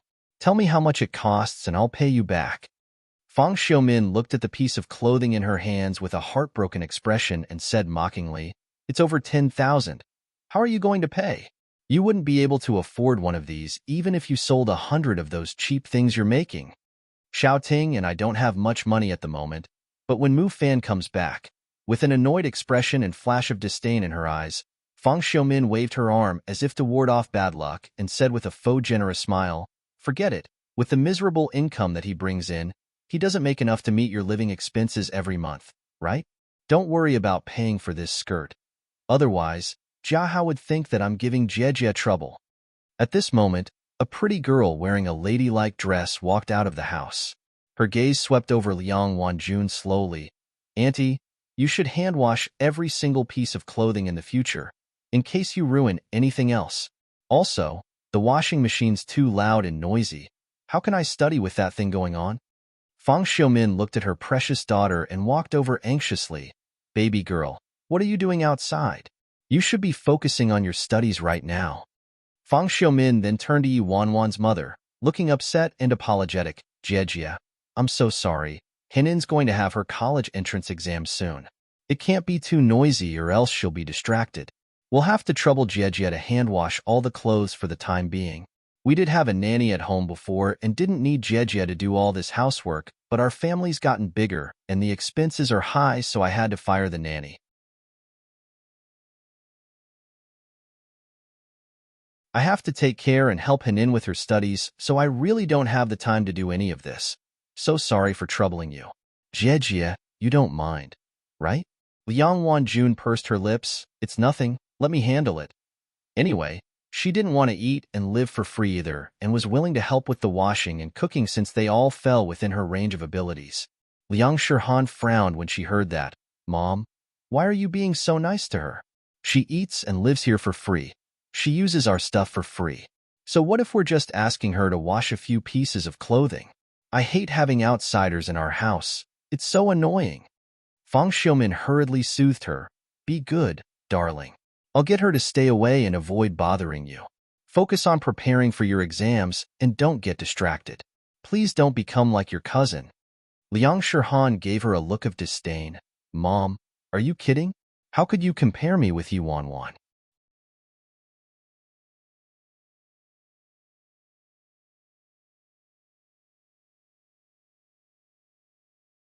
Chapter 231. Charity for Idlers. Fang Xiumin looked at her beautiful and amazing daughter and said proudly, Yes, yes, yes, Mommy's wrong. My daughter's so beautiful and amazing. When you get into Imperial Media, I'll get your father to ask your Aunt Mei Xin for an internship at Emperor Sky. Really? Can I really intern at Emperor Sky? Liang Shirhan's face was filled with excitement. Of course, the president's wife of Yi Group is your aunt. All she has to do is say the word. The two of them spoke freely without regard to Liang Wanjun at all. If Yuanwan was able to hear their conversation, Liang Wanjun could definitely hear them as well. Yuanwan saw clearly that when her mother heard her name being mentioned, her mother's face turned pale immediately. TSK, Liang Shirhan calls Liang Meixian her aunt? Before Dad lost his power, Fang Xiumin treated Liang Meixian as an illegitimate daughter, but now she's become Liang Shirhan's close aunt. Liang Shirhan was still discontent and acted like a spoiled kid, but when she heard the engine of a car coming from the front, she suddenly smiled and walked over happily. Dad, you're home. Yi Wanwan followed the gaze of Liang Shirhan. Uncle Liang Jiahao's back. Hubby, you're finally back. You've been working very hard. The cute and helpless-looking Fang Xiumin went over and helped him with his bag. Having his pretty wife and cute daughter welcoming him home after work, Liang Jiahao was delighted. What are the two of you doing out in the yard? I'm helping Jejia hang the clothes. Fang Xiumin replied shamelessly. Liang Wanjun seemed accustomed to Fang Xiumin being two-faced, but she didn't want to impact her younger brother's relationship with his wife, so she stayed silent and glanced in the direction of the car worriedly. Then she asked her younger brother, Jejia, where's your brother-in-law? He didn't come back with you? I thought he said he would come home to rest early since it's the weekend? Liang Jiahao replied, slightly uneasily, there's quite a bit of work at the company lately, so brother-in-law has to work overtime. Liang Wanjun was worried about her husband's health and became anxious. You know your brother-in-law's health isn't good. Why didn't you try to convince him otherwise and let him overexert himself? Liang Jiahao felt somewhat guilty and was at a loss for words. He was actually not adept at managing the company at all. Furthermore, Fang Xiumin kept nagging him to use his brother-in-law for free labor in order to make up for the free room and board, so he simply delegated all the work to him. When Fang Xiumin heard these words, she raised her brows and spoke at the top of her voice. Jejia, I can't believe what you just said. Brother-in-law embezzled public funds and was notorious for his actions. If we didn't let him work in the company, which company would hire him? Since he's working for us, obviously, he has to work hard. The company isn't a charity for idlers. Others work overtime, so why can't he do the same? Is he the boss? Fang Xiumin turned to Liang Jiahao with an aggrieved and heartbroken expression. Jiahao, I didn't want to speak up because I respect her as your older sister, but what Jejia said was simply too mean. Not only do you have to support her, you have to support her husband as well. You didn't even take a single cent from them ever since they moved in and even gave brother-in-law a job, but now, Jejia's standing here acting so entitled and demanding so much from you. How are we going to continue living together as a family? Liang Shihan chimed in angrily. Auntie, how could you say this? You're living with us and eating our food, yet you have the guts to scold my father. How ungrateful. If you can't tolerate this, then move out. Why are you still here, disturbing our peace?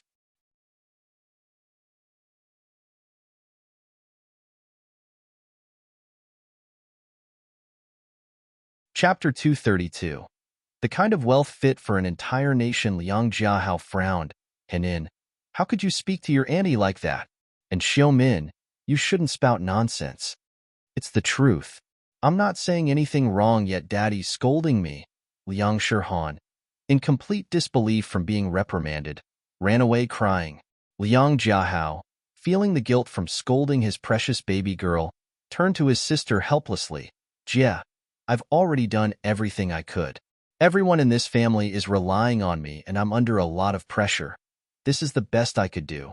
While Yi Wanwan took in this scene, a frenzy of anger bubbled in her chest. Great. Liang Jiahao, you're great. Fang Xiumin, you're just great. Her parents helped this family so much. They even love Liang Shihan like their own daughter, and her dad was the one who provided the funds and connections for Liang Jiahao's little company. Even the house they're living in now was once part of Dad's estate. Everything the Liang family has right now was provided for them by her parents. Now that Dad's lost his power, this is how that family treats him. Liang Jiahao watched his own wife and daughter humiliating Mom, yet he didn't say a word in defense. In the yard, after Liang Jiahao went into the house, only her mother was left standing there alone. She knew that with her mother's character, no matter how much the Yi family bullied her, she'd keep everything bottled up and wouldn't tell a soul about it. With their current financial situation, it was too expensive to live elsewhere, so all her mother could do was continue tolerating the abuse. Yi Wanwan clenched her fists and watched from behind the tree.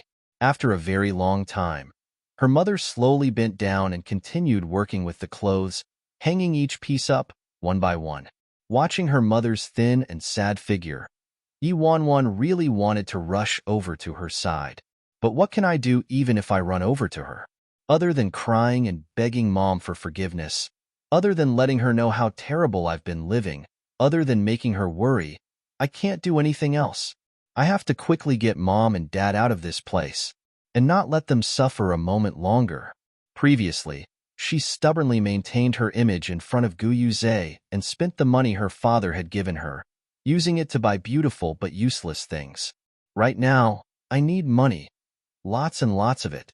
Not just money to buy a house for Mom and Dad, not just money for them to live a good life, but the kind of wealth fit for an entire nation. The kind of wealth that could even allow me to gain freedom from Si Han. Once my wealth has accumulated to a certain point, I'll have limitless power and connections. I'd have it all. She knew that with her current situation, it'd be as hard as touching the skies for her to make a comeback. Yi would probably use everything in her power to stop her too. I need a partner who could contend against Emperor Sky.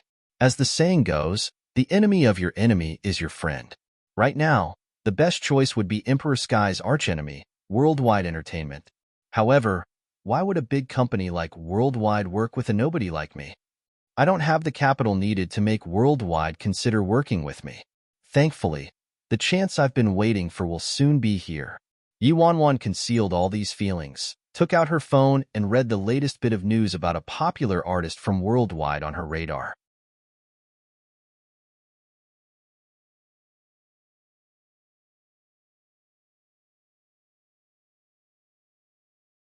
Chapter 233.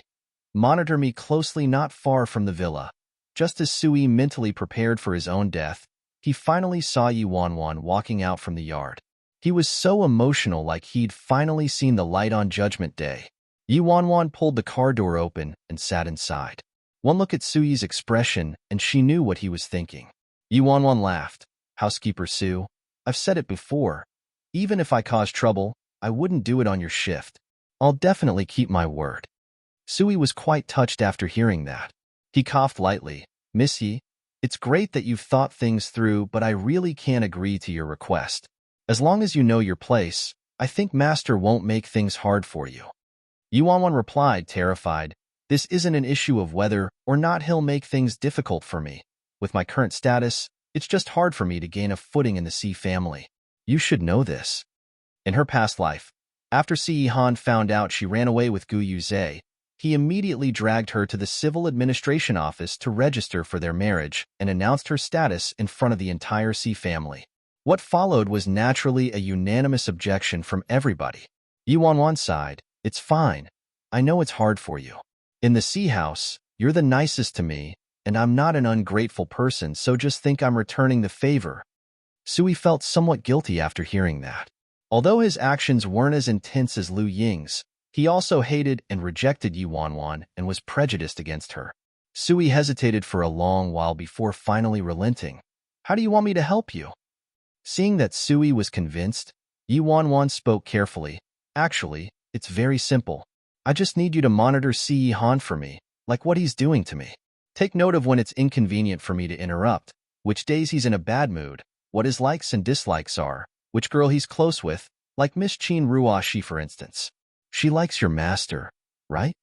Yu Wanwan babbled on quite a bit, but actually, the main point she wanted to get to was Qin Ruashi, her #1 enemy.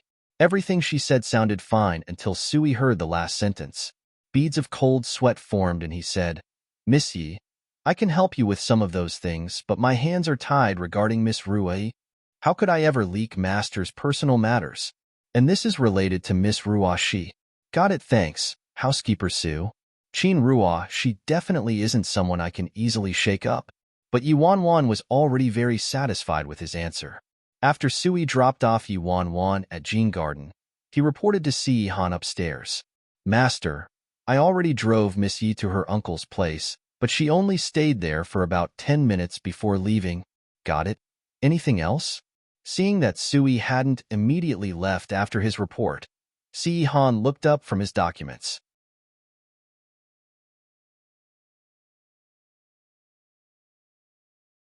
Sui looked guilty with a gaze which seemed to be able to penetrate one's thoughts. Finally, he couldn't hold it in and said, Miss Yi asked me for a favor. What favor? She hopes that I can monitor you for her. Monitor me? Si Han's eyes lit up. Yes, but it's nothing much. She's just afraid of provoking you, so she wants me to tell her things such as your likes and dislikes, and also whether. Sui swallowed and continued nervously. Also which girl you're close with, especially. Miss Ruashi. Missy said that Miss Ruashi seems to be interested in you. Judging by Miss Ye's attitude, she seems to have some hostility towards Miss Ruashi. In front of the desk, Si Han's expression was unreadable. After a long period of silence, he finally said one word, Sui's heart was beating hard. What does he mean by Si Han glanced at him and said, Monitor me closely. Sui.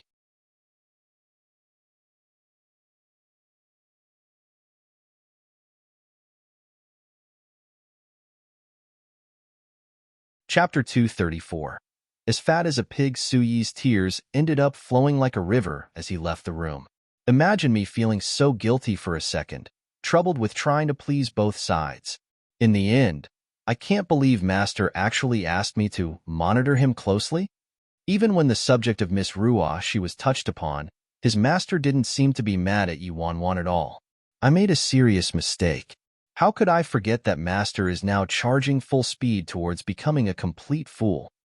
Following her interaction with Sui, Yu Wanwan entered an intense, hellish studying mode in preparation for the exams. Ever since Si Han visited the school, not a single blade of grass grew in acres of peach trees. Combined with the stressful school atmosphere for the upcoming exams, her days in school were very peaceful and free of suitors. As for the old Cheng Shui who always fought against her, it was as if she'd become another person. On the day Yu Wanwan returned to school, Cheng Shui splashed makeup remover oil on her own face and apologized to her in front of all her classmates. Not only did she stop fighting with her, she even seemed to care a lot for her, looking after her in every possible way. An inappropriate way of saying it would be that she treated Yu Wanwan like her own mother and was very filial towards her. Also, every time Shunming Qi went looking for Wanwan, she'd be driven away by Cheng Shui. The great devil's force of deterrence is truly not just on the surface. Yi Wanwan knew what Cheng Shui was worried about, but she wasn't born yesterday. She wasn't keen on telling on her to Si Yihan. After a month of Cheng Shui feeding her all kinds of snacks, their feud vanished into thin air. Normally when she was at home, Si Yihan wouldn't allow her to eat too much junk food. Also, since she was penniless, Si Yihan filled the house with clothes, makeup, and designer bags for her. But he wouldn't give her any money. She could only ask Sui to help her buy the things she needed, and Sui obviously wouldn't buy junk food for her. How tragic. Very soon, there was only a week left until exams.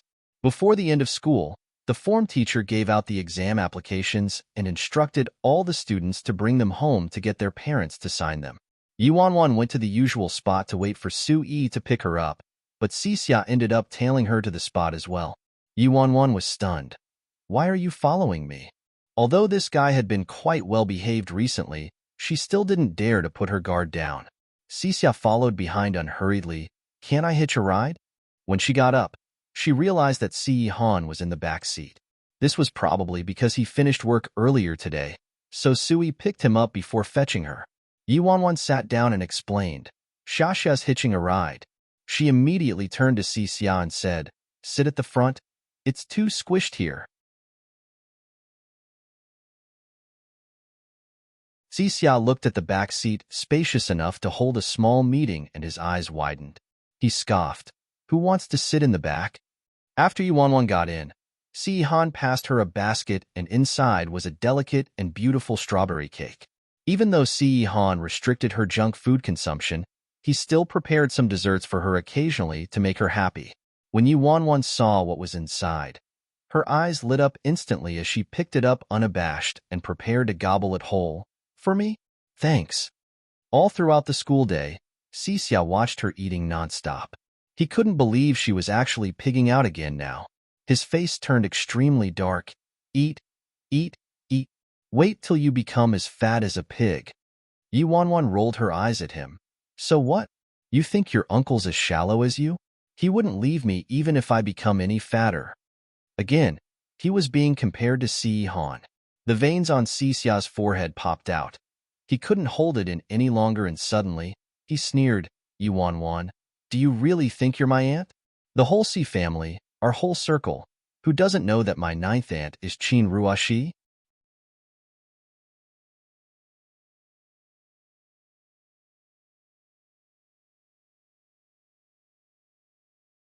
Chapter 235. Do whatever she pleases. The moment Xia made that comment, the temperature in the car seemed to drop. However, this time the fury actually came from Yi Wanwan. Si Han simply sat there, expressionless. Yi Wanwan clutched the cake box in her hands tightly, and with eyes like daggers, she shot a look over to Xia and said carefully, Xia, say that again. Xia was stunned for a moment by the girl's icy glare, but then he spat out in anger, sure, I didn't say anything wrong. My ninth aunt is definitely Qin Ruashi. Who do you think you are? Ryup. The paper box tore in Yi Wanwan's grip. In one swift action, she pounced onto Xia on the front seat.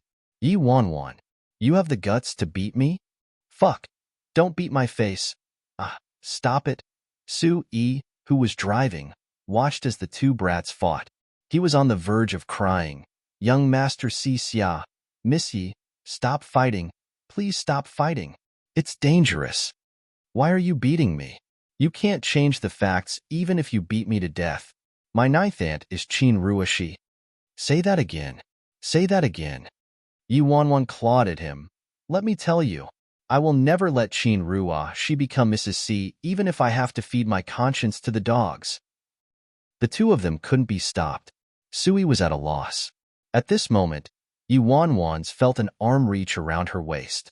In the next second, the Yi Wanwan who was still shouting, even if I have to feed my conscience to the dogs, was planted onto Si Han's lap.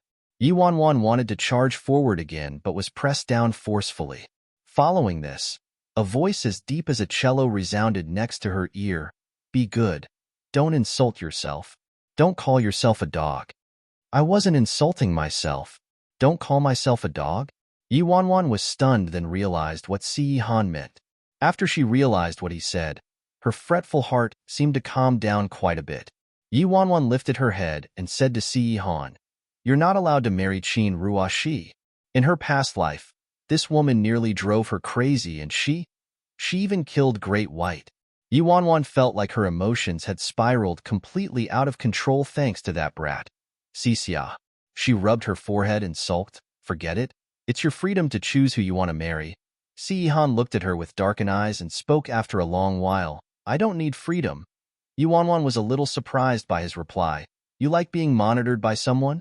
If I check up on you every day, nag you every day, wouldn't you be annoyed?" Si Han gently stroked Yi Wanwan's tangled hair from the fight. "I wouldn't be." Yi Wanwan wasn't convinced. She pursed her lips and asked again. Then what about when I become successful and powerful? What if I lock you up, not letting you go anywhere, not even letting you see your parents, sending people to follow and monitor you wherever you go, and even lock you up in bed, doing anything I please?" When Si Han heard that, he chuckled. Yi Wanwan's words obviously had a hidden meaning. She was making a complaint against him. Yi Wanwan's face darkened. "Why are you laughing? You still have the nerve to laugh." Si Han stared at the girl's little face, flushed red in anger. He lowered his head and kissed the corner of her lips. "I'm looking forward to that." When Yi Wanwan heard what Si Han said, she stared at him with eyes wide open. As for the other two people in the car,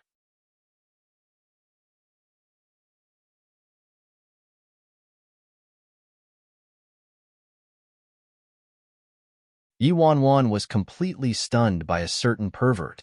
"I said it in that weird way on purpose, yet he still looks forward to it? What else I say?" Yi Wanwan gave up trying to communicate with Si Han. Devastated, she put down the cake she had ruined. "Of all things, why did I ruin the cake? My heart hurts." As for the main culprit, he was still demanding to be let off. Sui glanced helplessly to the back seat for instructions. "Master, this?" Si Han replied casually. "Call Big Brother and tell him that Xia won't be going home tonight." Sui, yes. Xia had goosebumps all over when he heard that. He pounded on the window with great force. "Si Han, what do you want to do with me? Let me off. I want to go back." Si Han warned him with a glacial stare. "The teacher called today and said the application forms were issued. So what? That has nothing to do with you." Xia sneered. Si Han ignored Xia and continued. "Which school do you want to go to? I already said this has nothing to do with you. I don't want to go to a university, all right?" Xia replied, annoyed. Si Han nodded. "Sure." Xia was slightly taken aback. "Really?" Si Han looked at Wanwan, who was still upset over her cake. "I'll get you a new one when we get back." Once he was done soothing Yi Wanwan, he turned back to Xia and said, "If you don't want to continue with school, you'll have to get married then." "Ma, married?" Xia was in complete shock, like he'd just been struck by lightning. "Si Han, are you human? I'm still so young, yet you're so eager to sell me off." Xia looked as if he was a little princess being married off by her heartless father. Si Han replied without any expression, "Continue with your studies then. If you can't get into Imperial University this time, I'll arrange a marriage for you the next month." Xia, fuck. Revenge. This guy's obviously trying to get revenge. Yi Wanwan rejoiced in Xia's misfortune. "Blame your senseless talk. Who asked you to hitch a ride with us?" Garden. Just like that, Xia's initial plan to hitch a ride and provoke Si Han was ruined. He ended up at Si Han's place and was even forced to complete the application form. Both Yi Wanwan and Xia sat at one corner of the table while Si Han watched over them at the side, like an exam invigilator. Xia was forced by Si Han to apply for Imperial University. Yi Wanwan saw the plight that Xia was in and felt sorry for him, since she was in the same predicament too. She said nervously, "I want to get into Imperial Media University's PR profession. Can I apply?" "Too far?" Si Han rejected her proposal as expected. Yi Wanwan sobbed, "It's not really that far. Anyway, it's still in the city, around 2 to 3 hours away from Garden." It looked like Si Han wasn't going to change his mind. Yi Wanwan made an emotional plea. I thought you looked forward to me becoming a successful woman? If you keep restricting me from doing this and that, when will I ever grow up? Now, it's going to university. What about next time when I'm going out into society for work or an internship? Are you going to stop me then too? When will it be my turn to do whatever I want to you? Every day. Cixia, may I be excused already? Han turned to her. You don't have to be successful, you can do whatever you want of me right now. Cixia, are you guys listening to what I just said? Yuanwan was so pissed that she took Han's hand and bit down on it. Why are you being so damn annoying? Liked it? Take a second to support novels on Patreon.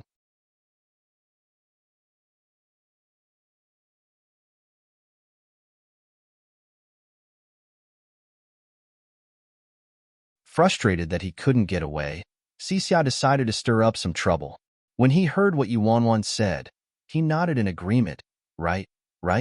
See, he's just so annoying. He restricts you from doing this and that.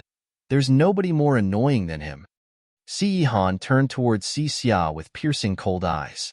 Always has been. Cixia stared at those eyes and continued, but his voice was getting meeker. Han left him alone, and his gaze landed on the teeth marks on his hand. He then lifted his gaze and looked straight at Yuanwan. A strange and deadly silence filled the air. An indefinite amount of time passed before Han finally spoke up. I can let you go free. From today onwards, I can let you do whatever you want without limiting your freedom, without interfering with anything you do. Unless these two things happen. Yuanwan was in disbelief when she heard the last three words. She clenched her fists in anticipation. Which two things? Han. First, you beg me voluntarily. Yuanwan thought about it seriously and said earnestly, then, can you promise not to stand in my way? Han glanced at her, obviously showing her that he wouldn't stand in her way. I promise. Yuanwan looked over at Han suspiciously. Since Han had promised her, he shouldn't be lying. But what does he mean? Does he look down on me? Does he think that if I rely on myself, I'll definitely have my nose rubbed in dust and will return to beg him for help? What's the second thing? Yuanwan held her breath and asked. Han. Secondly, you get hurt. Upon hearing that reply, Yuanwan paused for a while. This? To what degree of hurt? To Han, she was his most precious possession and naturally wouldn't allow her to be hurt in any way. Han replied blankly, that's up to me to decide. Yuanwan was somewhat speechless. This is too subjective. Isn't it all up to you then? Even if I was bitten by an insect and a small piece of my skin tore off, couldn't that be considered being hurt? Han. Depends on my mood. All right, you're the boss, whatever you say. Thankfully, her sucking up skills her pacifying skills were quite good. Yuanwan suppressed her excitement, took a deep breath and said, so, as long as I can prove that I have the ability to handle everything properly and protect myself, then I'm good? Han stared at her with a forbidding gaze. If you can't do it, then everything would return to square one, and you wouldn't get a second chance. Yuanwan gritted her teeth. Fine. It's a deal. There will come a day when I'll be the master instead. Han saw the radiance from the dazzling stars in the girl's eyes.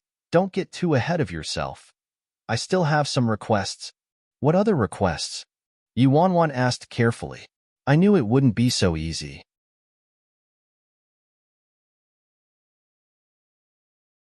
Han spoke as he took out a document and placed it in front of her. Perform all the requests I listed here. If you violate any of them, everything I said before will be nullified. Yuanwan picked up the document and briefly looked through it. In the agreement, it stated, no smoking, no drinking, no fighting, no going home late, no speaking to strangers, must reply to all messages, no eating junk food, no looking at the opposite sex, no looking for a change of someone better. You call these a few requests? There are at least 100? How did he even come up with so many requests? She saw that no drinking was emphasized specifically. She wasn't sure why these two words were enlarged and in bold. Was this a mistake by the typesetting? Why did he enlarge and bold these two words?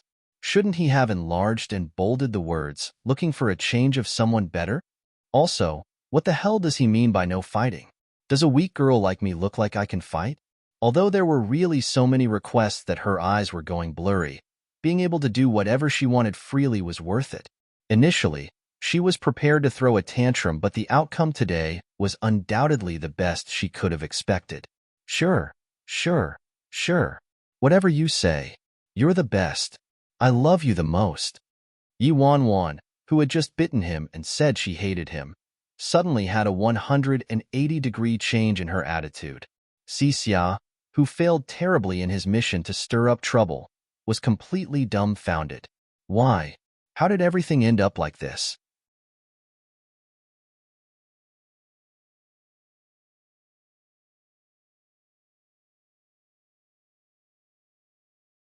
It wasn't just Xia who was shocked. Even Su Yi, standing at the side, was shocked. It had been a whole 2 years. No matter how bad Yi Wanwan's tantrums were, he never let her go. Although her freedom came at a price now, the master seemed to have finally relented. A little girl like her who hasn't even graduated from high school, who messed up all her relationships at home, who had all her clothes and food provided for her the past 2 years, who always has countless bodyguards and servants, could she survive, being left to her own devices so suddenly? Could it be that Master changed his tactics and wanted her to experience some hardships in the real world in order to make her stay by his side voluntarily? Xia stood up all of a sudden. Yi Wanwan, was your brain eaten by pigs? You're willing to agree to such unfair terms of slavery? Yi Wanwan was afraid that he'd wreck the matter that she tried so hard to settle, so she immediately shot him a look. I just love to sell myself to my baby. So what? Bastard. Always trying to stir up trouble for me. He's really asking for a beating. Han looked at her. Who's your baby? Yi Wanwan immediately said sweetly, obviously my baby's you. This is a nickname for lovers. At this moment, the teenager felt so disturbed that he started questioning his life purpose. Why does it feel like not only did I fail in stirring up trouble, but I even helped her in her attack? Xia gritted his teeth and interrupted the two disrespectful lovebirds. I finished the application. May I go now? Yes. Han was in a good mood and finally let him off. Xia only made it out a few steps when a man dressed in bright colors walked into the house. Ah, Xia, you're here too. What happened to you, kid? Why do you look like that? This expression seems quite familiar. Xia wasn't in the mood to bother with him and left with a darkened expression. Yi Wanwan saw the brightly dressed Lin Ke, and the corners of her mouth twitched. His aesthetic taste is something else. If it wasn't for his good looks, people would be completely blinded by this outfit. Despite his getup, he actually dared to make a dig at her. Ninth brother, I already asked you out almost 800 times and you didn't even humor me once. You're not giving me face. It seemed like Lin Ke couldn't manage to meet up with Han, so he came personally to question him. Lin Ke complained angrily, forget about all the other times. But you didn't turn up today as well. Today was the special day that I was going to introduce my girlfriend to you guys. How could you neglect me like this? We can't be brothers anymore. Let's end this. Han rested his forehead on his hand and glanced at him. Okay. A cold breeze blew. Lin Ke, even Yi Wanwan pitted Lin Quebec. But was showing off his girlfriend considered important?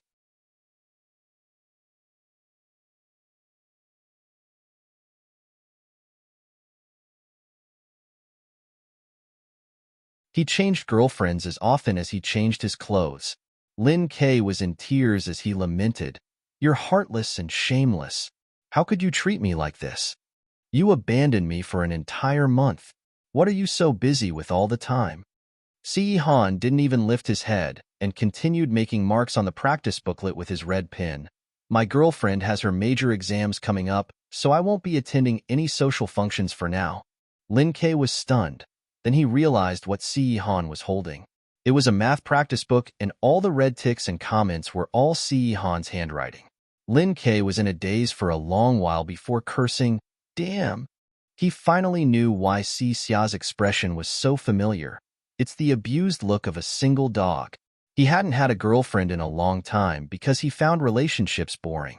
This time, he got a girlfriend purely for revenge because he was abused before and wanted to show off a little in front of Han, who knew that even with a girlfriend to show off, I'd still get so badly abused. Liked it? Take a second to support novels on Patreon.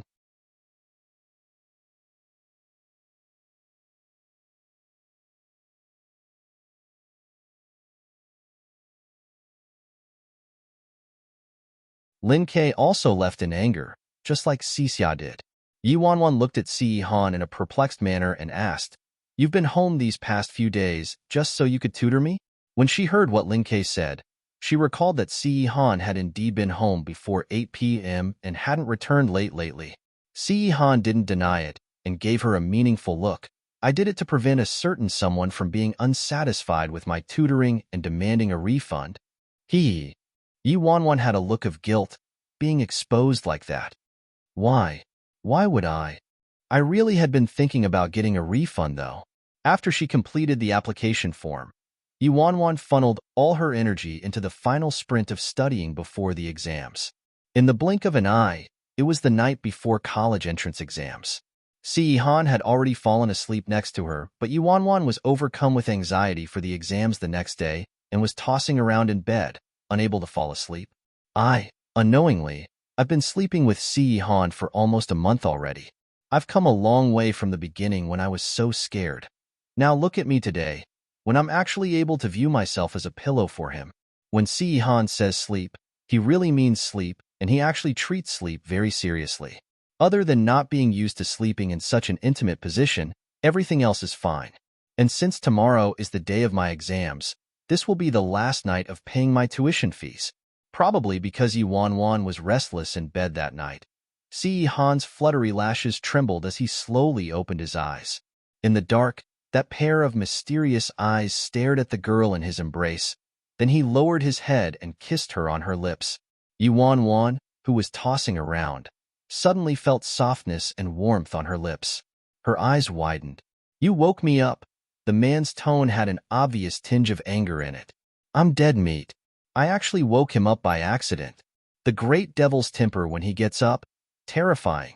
Yi Wanwan swallowed. I didn't mean it. It's just that I have exams tomorrow. I'm too nervous so I can't fall asleep." "Don't sleep then."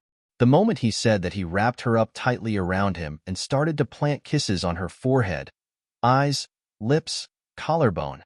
Yi Wanwan held tightly onto the buttons on her clothes to prevent him from unfastening them. She was on the verge of crying. Why did I provoke the great devil on the final night? I was wrong. I was wrong. I'll definitely try harder to sleep and stop moving. Please calm down. This could affect my performance on the exams tomorrow. Si Han nibbled lightly along her collarbone. "It won't." Yi Wanwan grabbed a pillow next to her and blocked him. "How wouldn't it?" "Si Han, you could do all those questions even with your eyes closed?" Yi Wanwan was speechless. "What the? It's no use even if you give me a magic potion to bewitch me."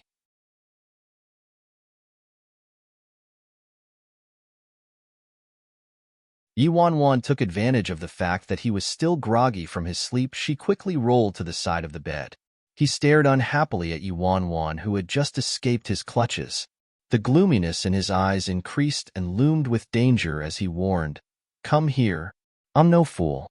If I go over, will I even be able to crawl out of bed for exams in the morning?" But it was also impossible to not go over. Yi Wanwan didn't have a choice. She slowly went over. While Si Han was kissing her, her soft little hands lightly caressed his hair and neck. The gentleness in her tone could lull a person into entering the soft clouds of sleep. "Be good and sleep." "All right. I'll sleep with you, No." Si Han spoke this single word and buried himself into her neck, his breathing gradually becoming heavier. Liked it? Take a second to support novels on Patreon.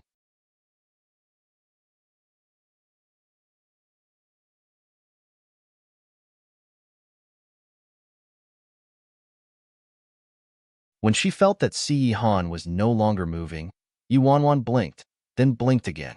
Did he fall asleep? Wow, it actually worked. She remembered the first time Si Han was nearly woken up by the ringtone on Sui's phone. At that time, she did the exact same thing to coax him back to sleep.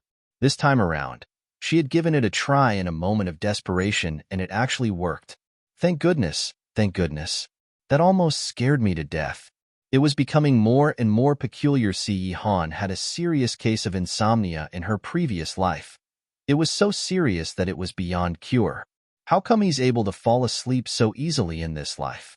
Previously, she thought it was simply a coincidence, but she had been observing him for almost a month. It couldn't be a mistake. Was it because something changed when she was reborn? Just like the butterfly effect. A little change is enough to bring about many unforeseeable larger changes. No matter what the reason was, Yuanwan planned to stay put in this position as she didn't dare to wake him up again. Probably due to Si Han's words just now. You could do all those questions even with your eyes closed. Her anxious heart seemed to have calmed down. Exactly. What's there to be nervous about? She was able to memorize the liberal arts notes just by reading them once. As for math, she had improved rapidly under the guidance of Si Han. Yuanwan had completed some mock exam papers at home and never scored lower than 140 points. With that thought, Yuanwan started feeling sleepy and finally fell asleep. The next morning, Yuanwan woke up invigorated. She finally paid off her tuition fees. She sat up immediately, lifted up the sheets stealthily, and prepared to get up. But she only got halfway up before a hand snaked around her waist and pushed her back down onto the pillow. Yuanwan turned and looked at the man next to her and said weakly, it's already been 8 hours. The morning rays from the sun peeped through the gaps in the curtains and bounced off the flawless face of Si Han. His sleepy eyes appeared misty as if luring one deep into the woods. Yuanwan wasn't sure whether it was her illusion, but she felt like Si Han had become better looking lately. His skin was akin to top-grade porcelain without a single pore. It was even better than hers. Often, she'd forget about her fear and feel tempted to touch his face while he was asleep. Could it be from all the sleep he's getting? Seems like beauty sleep has a scientific basis. It's been 7 hours, 59 minutes, 31 seconds. The moment he said that, he continued his unfinished business from the night before. Yuanwan, who was getting her collarbone bitten, was dumbfounded. What dedication! He still remembers even after a complete night of sleep? There are only 29 seconds left. What can you do?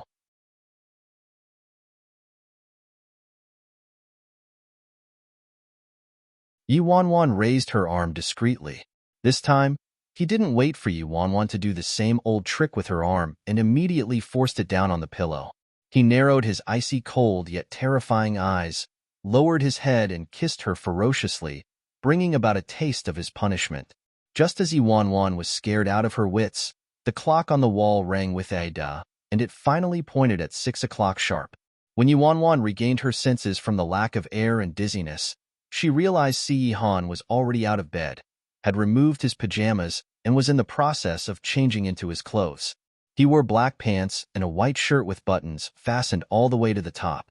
The mist beneath his eyes was gone, and right now, he wore an indifferent and alert expression, turning back into a cold immortal banished from heaven, looking like he didn't live on the same level as common mortals. He ordered her with a stiff expression while getting dressed, "Get up and get ready." "Oh." Yuanwan replied in a daze, completely astonished. He could actually keep it together after acting so animalistic a second ago. This guy was really quite scary. He had so much self-control that he was able to overcome the physiology and instincts of a man, but why then did he always get so mad at incomprehensible issues? She was so afraid of him because he was so hot-tempered and couldn't control his emotions in her past life. For example, right now, Si Han was staring at her while she was daydreaming. His cold countenance had flashes of a violent storm brewing. "What are you thinking about?" She almost forgot that thinking about something else while being with him was one of Si Han's taboos. Yuanwan quickly banished her thoughts. Nothing. I just find your figure really nice. Accidentally admired it for too long. Thankfully, I got some omnipotent survival skills after being reborn. Liked it? Take a second to support novels on Patreon.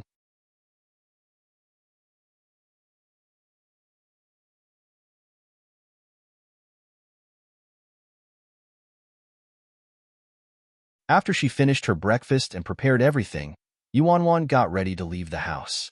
Before she left, she seemed to have remembered something and stopped in her tracks. "Wait, I suddenly remembered I forgot to do something important."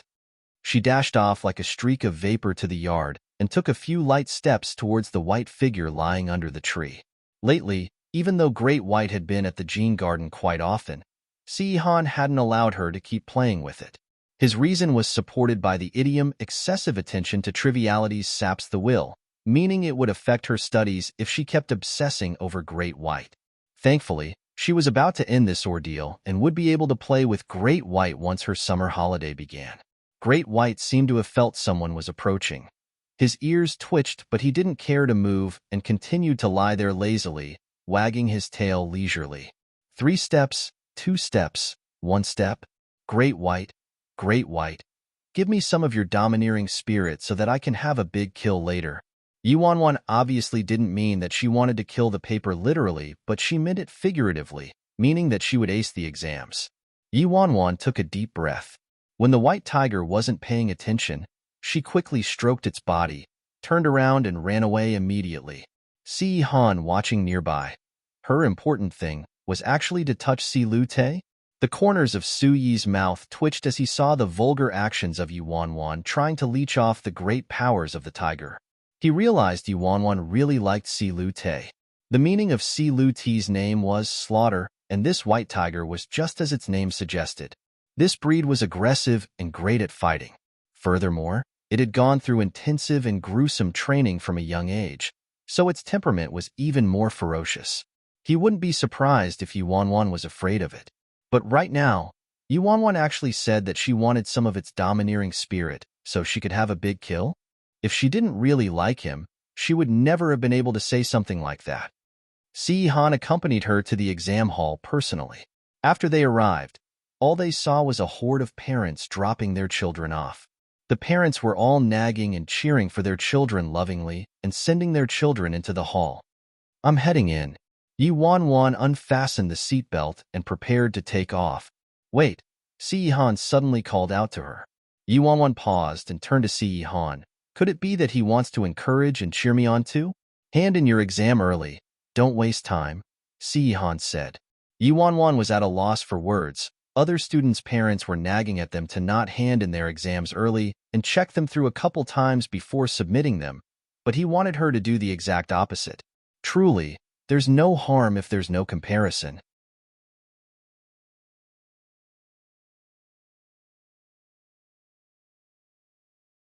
Luckily, she already had Great White's luck with her. Cough got it. Yuanwan coughed lightly and pushed the door open. Today was the liberal arts exams. You shouldn't need to spend much time on it. When the door was halfway open, she suddenly heard Si-Han's voice again. Wait, is there something else? Yuanwan turned, confused. What is it this time? Si-Han glanced at her, that stare causing Yuanwan to have goosebumps. How did I provoke him again? Just as her heart was beating fiercely, he suddenly bent down and planted an icy kiss on her forehead. Yuanwan was stunned when she felt the chill on her forehead and touched her forehead instinctively. Is this an encouragement of love? Since when did Si-Han have any EQ? After Si-Han kissed her, he sat upright and looked at her calmly. Now you're ready for your big kill, Yuanwan. So, what Si-Han meant was, leeching off his skills was better than leeching off from Si Lu-te. Is that right? From a certain point of view, this was indeed irrefutable. Thank you. Liked it? Take a second to support novels on Patreon.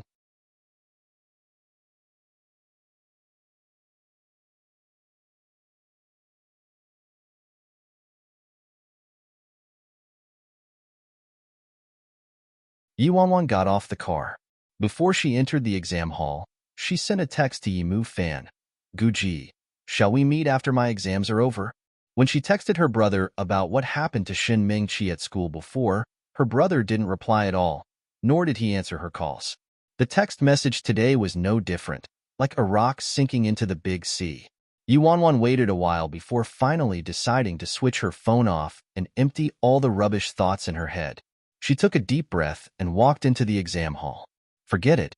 I have freedom now. When exams are over, I can go see him anytime. In the next 2 days, Yuanwan focused all her attention and energy on the exams. On the afternoon of the second day, when the math exam was over, it marked the end of her time in high school. Yi Wanwan walked out of the exam hall, looked at the azure sky above, and felt as if she had entered into a new life. All the students cheered and charged towards their parents who had come to pick them up, like little birds just released from a cage. Yi Wanwan looked at the crowd and her gaze suddenly stopped at a familiar figure. Dad? However, when she went to take a closer look, she realized the figure was gone. It was probably just her illusion from missing him too much. Wanwan. At this moment, Jiang Yin Ran's voice came from behind her with Chu Feng by her side.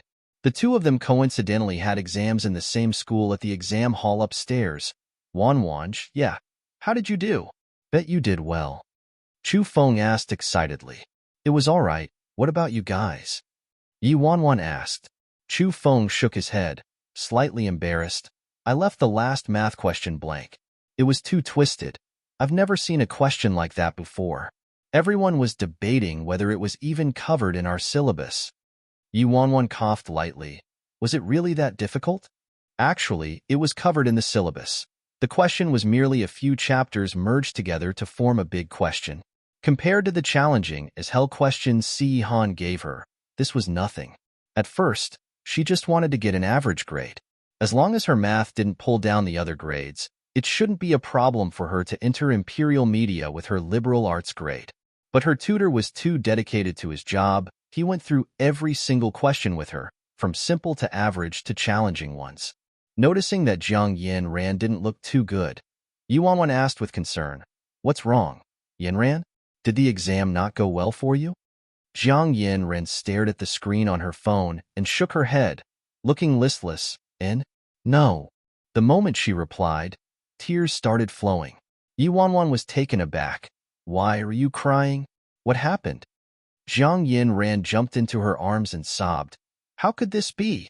I don't believe it. How could my husband do something like that? My husband's definitely not a pervert." Yi Wanwan was totally confused. "Huh? Your husband?"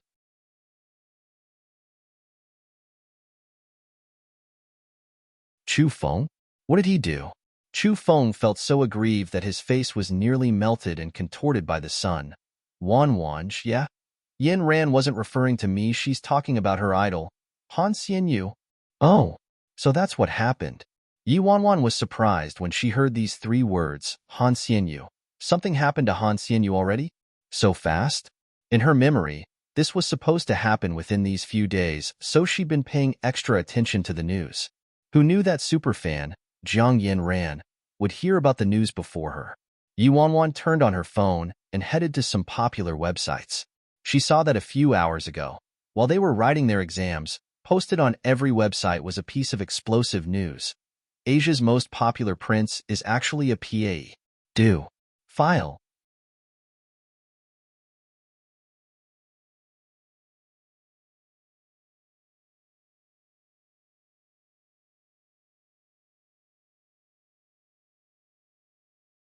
Han Xianyu is currently Worldwide Entertainment's most popular, most profitable male actor, earning the title of Asia's most popular prince from teenage girls. Due to his dashing looks and cool personality, he stole the hearts of many the moment he made his debut. Everything went very smoothly for him and he became a big hit. He became even more popular than the hottest actor from Emperor Sky, Ling Xiaozhe. The two of them were roughly the same age, so their positions were very close, and they were fierce competitors. Not long ago, Han Xianyu had taken on a big production that had millions invested in it. With the Hollywood special effects team and appearance of all the megastars, it would definitely be a big hit once it screened, allowing him to reach another pinnacle of his career. Who knew that something like this would happen to him at this pivotal moment?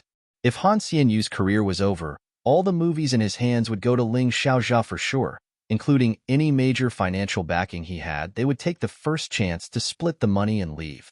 Jiang Yin Ran cried out, "The rival company must be responsible. They're trying to defame Xian Xian."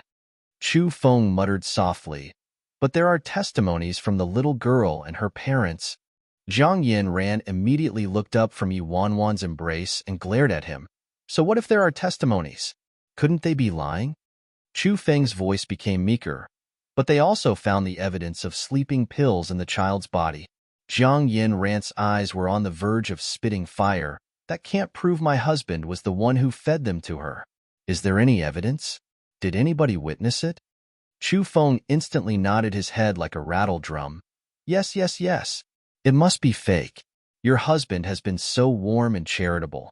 He's so friendly even to kids that he would never do something like this. Hearing Zhang Yinran and Chu Feng squabbling, Yu Wanwan laughed out. Actually, what Zhang Yinran said just now wasn't wrong at all. This entire incident was a very nasty trap. In order to demand and extort a huge amount of money, the little girl's parents acted out this entire incident, giving the kid a shot of drugs and even teaching her to lie in order to frame Han Xianyu for indecency and sexual assault. In her previous life, the trap set by the girl's parents wasn't great, and there was no concrete evidence against him. So Han Xianyu was unable to be convicted of the offense. However, with this kind of civil case, if the parents really wanted to keep pursuing the matter, the outcome would be unthinkable. What's worse was it could drag on for many years. Due to public opinion and pressure, the court was also obviously biased, so the company arranged for the star to settle this matter out of court. But a few years later, the little girl probably felt guilty, so she told the truth and finally wiped Han Xianyu's record clean.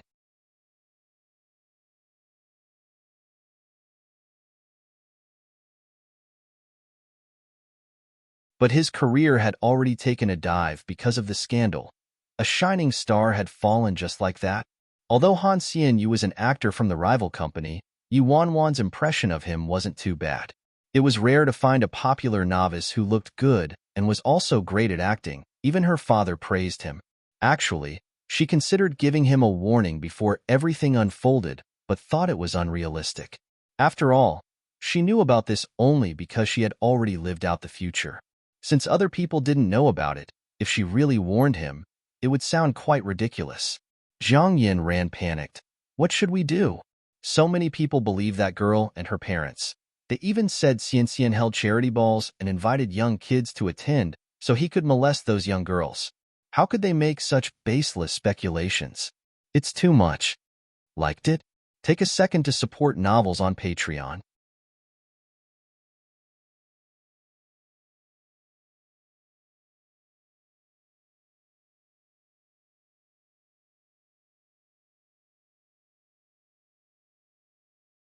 Yu Wanwan swept through the comments on the website and saw that most people didn't question whether it was the truth or not. They all cursed at him, saying he was a pervert, that the entertainment field was messy, and that Emperor Sky would definitely take this opportunity to trample him. In just a few short hours, the news had already taken over the headlines and hottest topics in various big entertainment websites. Yu Wanwan sighed. Unless the other party admits they were lying to extort a hefty sum of money from him, then, Zhang Yinran turned pale. If their intention really was to frame him, why would they admit it? That's right, this is exactly where the problem lay. How do you get the other party to tell the truth? If she waited a few years until the girl told the truth, the flowers would have withered by then, so to speak. Why don't we act more brutal and give them a little scare? Force the truth out of them? Chu Feng suggested. Yu Wanwan shook her head. Right now, Han Xianyu is the accused one. How could he use such aggressive tactics? Furthermore, Emperor Sky must be watching closely for Worldwide to fall from their own mistakes. If they found out Han Xianyu resorted to violence and extortion, he'd have no hope of reprieve. Actually, in her past life when this incident occurred, she'd already thought hard about this problem, and she had really found a solution to it. However, she was limited in her abilities as she'd just made her debut, so it was impossible to help him, a complete stranger. Chu Feng thought about it and offered. As the saying goes, heaven blesses the good man. Maybe there will be a turn of events? Zhang Yinran nodded dispiritedly. Hopefully that's the case. Anyway, before there's any concrete evidence, I refuse to follow the crowd blindly. I trust him. Chu Feng agreed. Let's cheer Xianxian on together. Zhang Yinran was touched and hugged Chu Feng. Chu Feng, thank you. Chu Feng's body suddenly became a block of ice. His face was totally flushed, and he seemed to be in a trance as he replied, Why are you thanking me? Your idol is my idol. Yu Wanwan, watching their lovey-doveyness. What goes around comes around. An entrance to a certain superior villa in Imperial City.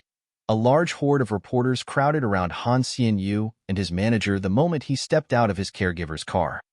Han Xianyu, were Mr. and Mrs. Zhao's words true? Did you perform any indecent acts or sexually assault their 10-year-old daughter? All these years, were those so-called charities, aid for sick children and invitations to visit your manor simply ways of satisfying your nauseating appetite? Han Xianyu, are you really a pedophile? Do you have any psychological illnesses? Han Xianyu was in a full black outfit. He wore a pair of oversized shades to hide half of his face and didn't speak a single word throughout. He was protected by his bodyguard and manager as he moved forward.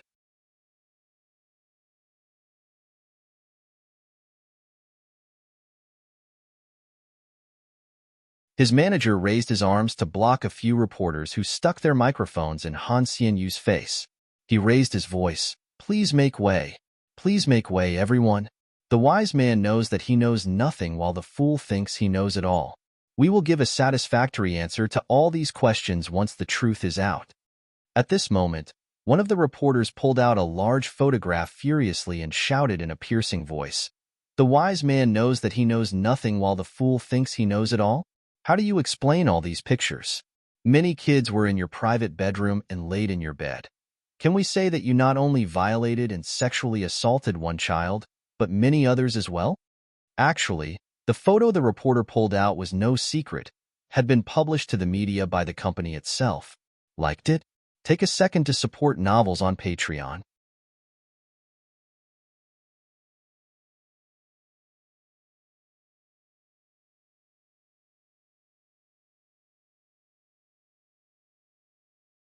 A manor under Han Xianyu's name was shaped into a childlike paradise. He often extended invitations to the children he helped before, along with his young fans, generously offering up his place to play. At that time, the company had many photos of Han Xianyu interacting with the kids. Some showed him playing with the children, doing activities, and rolling and laughing in the grass. The photo on the bed was just one of many. The bedroom in the photo was, in fact, Han Xianyu's. The bed in his room was in the shape of a pirate ship, so kids really liked it and often jumped onto the bed with him. Now that the media had zeroed in on that photo alone, it looked like evidence of him sexually assaulting the kids. Han Xianyu took off his shades and stared at the photo. Anger rose on his face. The reporters at the scene noticed his expression and went even crazier, charging at him. Han Xianyu, are you still denying the allegations at this point in time? The little girl already accused you, said you took off her clothes and inappropriately touched her private parts. You even forced her to perform oral sex on you. How could you do something like that to a child? You're worse than a beast. Han Xianyu paused and silently turned to the reporter who had just spoken. Say that again. When the reporters finally saw Han Xianyu reacting to their accusations, excitement flashed in their eyes as they turned on their video cameras. The sharp-tongued reporter replied with a scornful look. Why? Now that you've done it, you don't have the guts to admit it? What outstanding idol! Acting like a virtuous young man in the entertainment industry or just a hypocrite. Disgusting and perverted. Oh right, I heard you had a younger sister who passed away due to an illness when she was 6. Humph, now that I think about it, maybe she was harassed to death by you.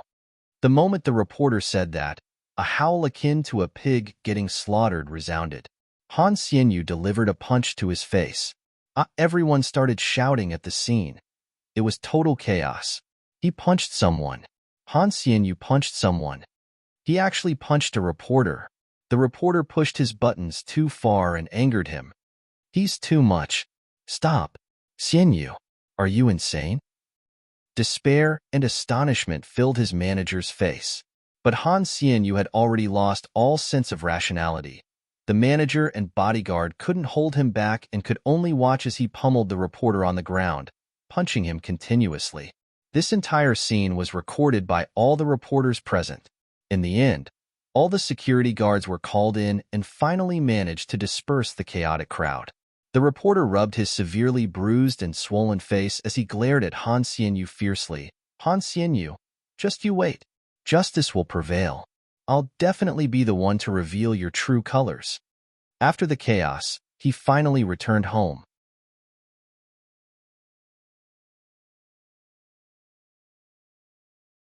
Han Xianyu dropped onto the sofa with menacing anger from the fight still lingering in his eyes while his manager, Fei Yong, was bogged down with endless calls. At this point, photos and videos of the fight scene had already been uploaded onto the web, spreading the news like wildfire. All the netizens were on the reporter's side and were fired up by his words, "Justice will prevail." The unfavorable public opinion of the star quickly increased. Fei Yong was scolded terribly by the higher-ups in the company. He hung his head with a defeated look and said to Han Xianyu, "Xianyu, you're too rash. I already warned you that you were to remain calm no matter what. Those reporters want juicy news and would provoke you with their words, praying for you to lose control and do something. You're so kind, you brought them a knife personally." Fei Yong wanted to continue, but when he noticed Han Xianyu sitting on the sofa without a sound, looking at his little sister's photo on his phone, he finally sighed and stopped. What the reporter said was unacceptable, but netizens wouldn't consider Han Xianyu's point of view and think hard about it. They'd probably even associate what the reporter said with something dirty and nasty. Fei Yong thought long and hard about how to redeem Han Xianyu's image when all of a sudden, Han Xianyu's phone rang. It was a familiar number. It was the father of the little girl. Fei Yong was stunned. He was afraid Han Xianyu would lose control and say something he shouldn't, so he quickly said, "Pass me the phone. I'll speak to him." Liked it? Take a second to support novels on Patreon.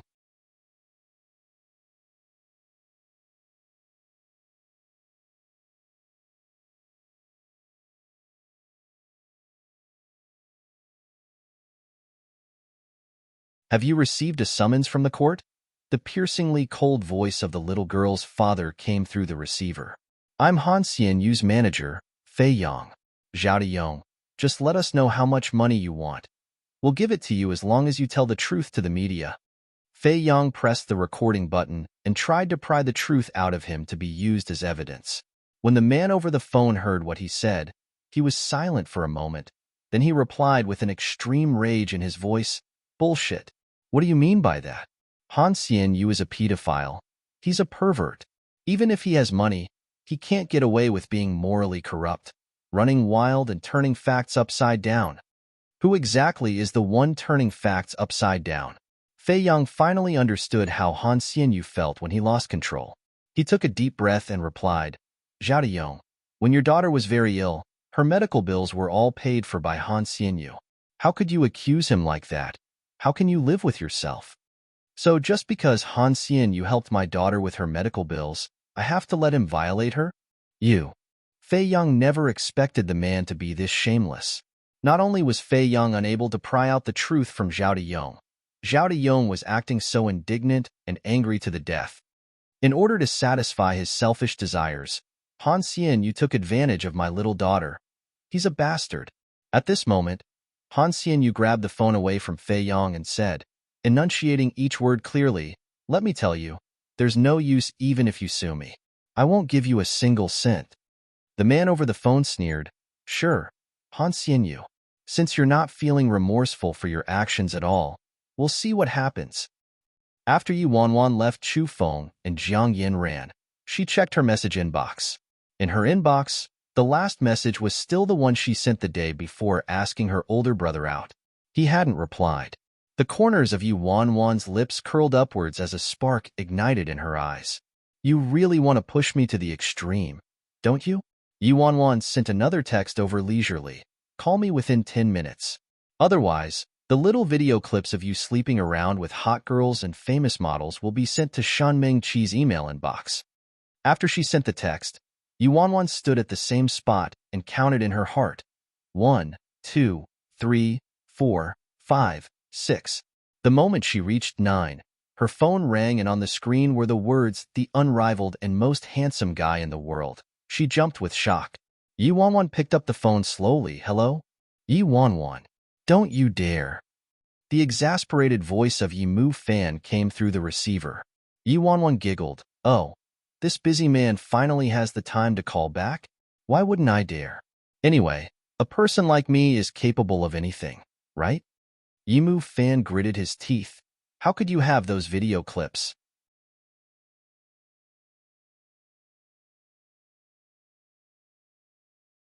"I secretly took them. Nobody said I wasn't allowed." Yi-Wan-Wan, you pervert. Yimu Fan shouted, and then suddenly regained his senses. Stop trying to scare me. How could you possibly have those things? You thought I'd really fall for that? Furthermore, Meng-Chi knows about my past. She wouldn't do anything even after watching them. Yi-Wan-Wan was about to speak when the sloppy voice of a stranger came through the receiver from Yimu Fan's side. I. Place your bets. Place your bets. Yimu Fan, are you still playing or not? If you are, then hurry and place your bet now. I don't have all day. Got it.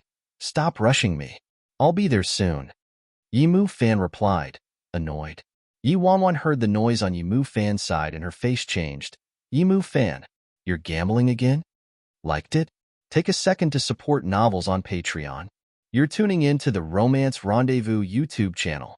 We're so grateful for your support, and don't forget to subscribe to join us on this incredible journey through captivating stories. Your generosity through donations truly makes a world of difference, as it's the primary source of revenue that allows me to expand and enhance this channel for you. Thank you from the bottom of my heart for being a part of this adventure.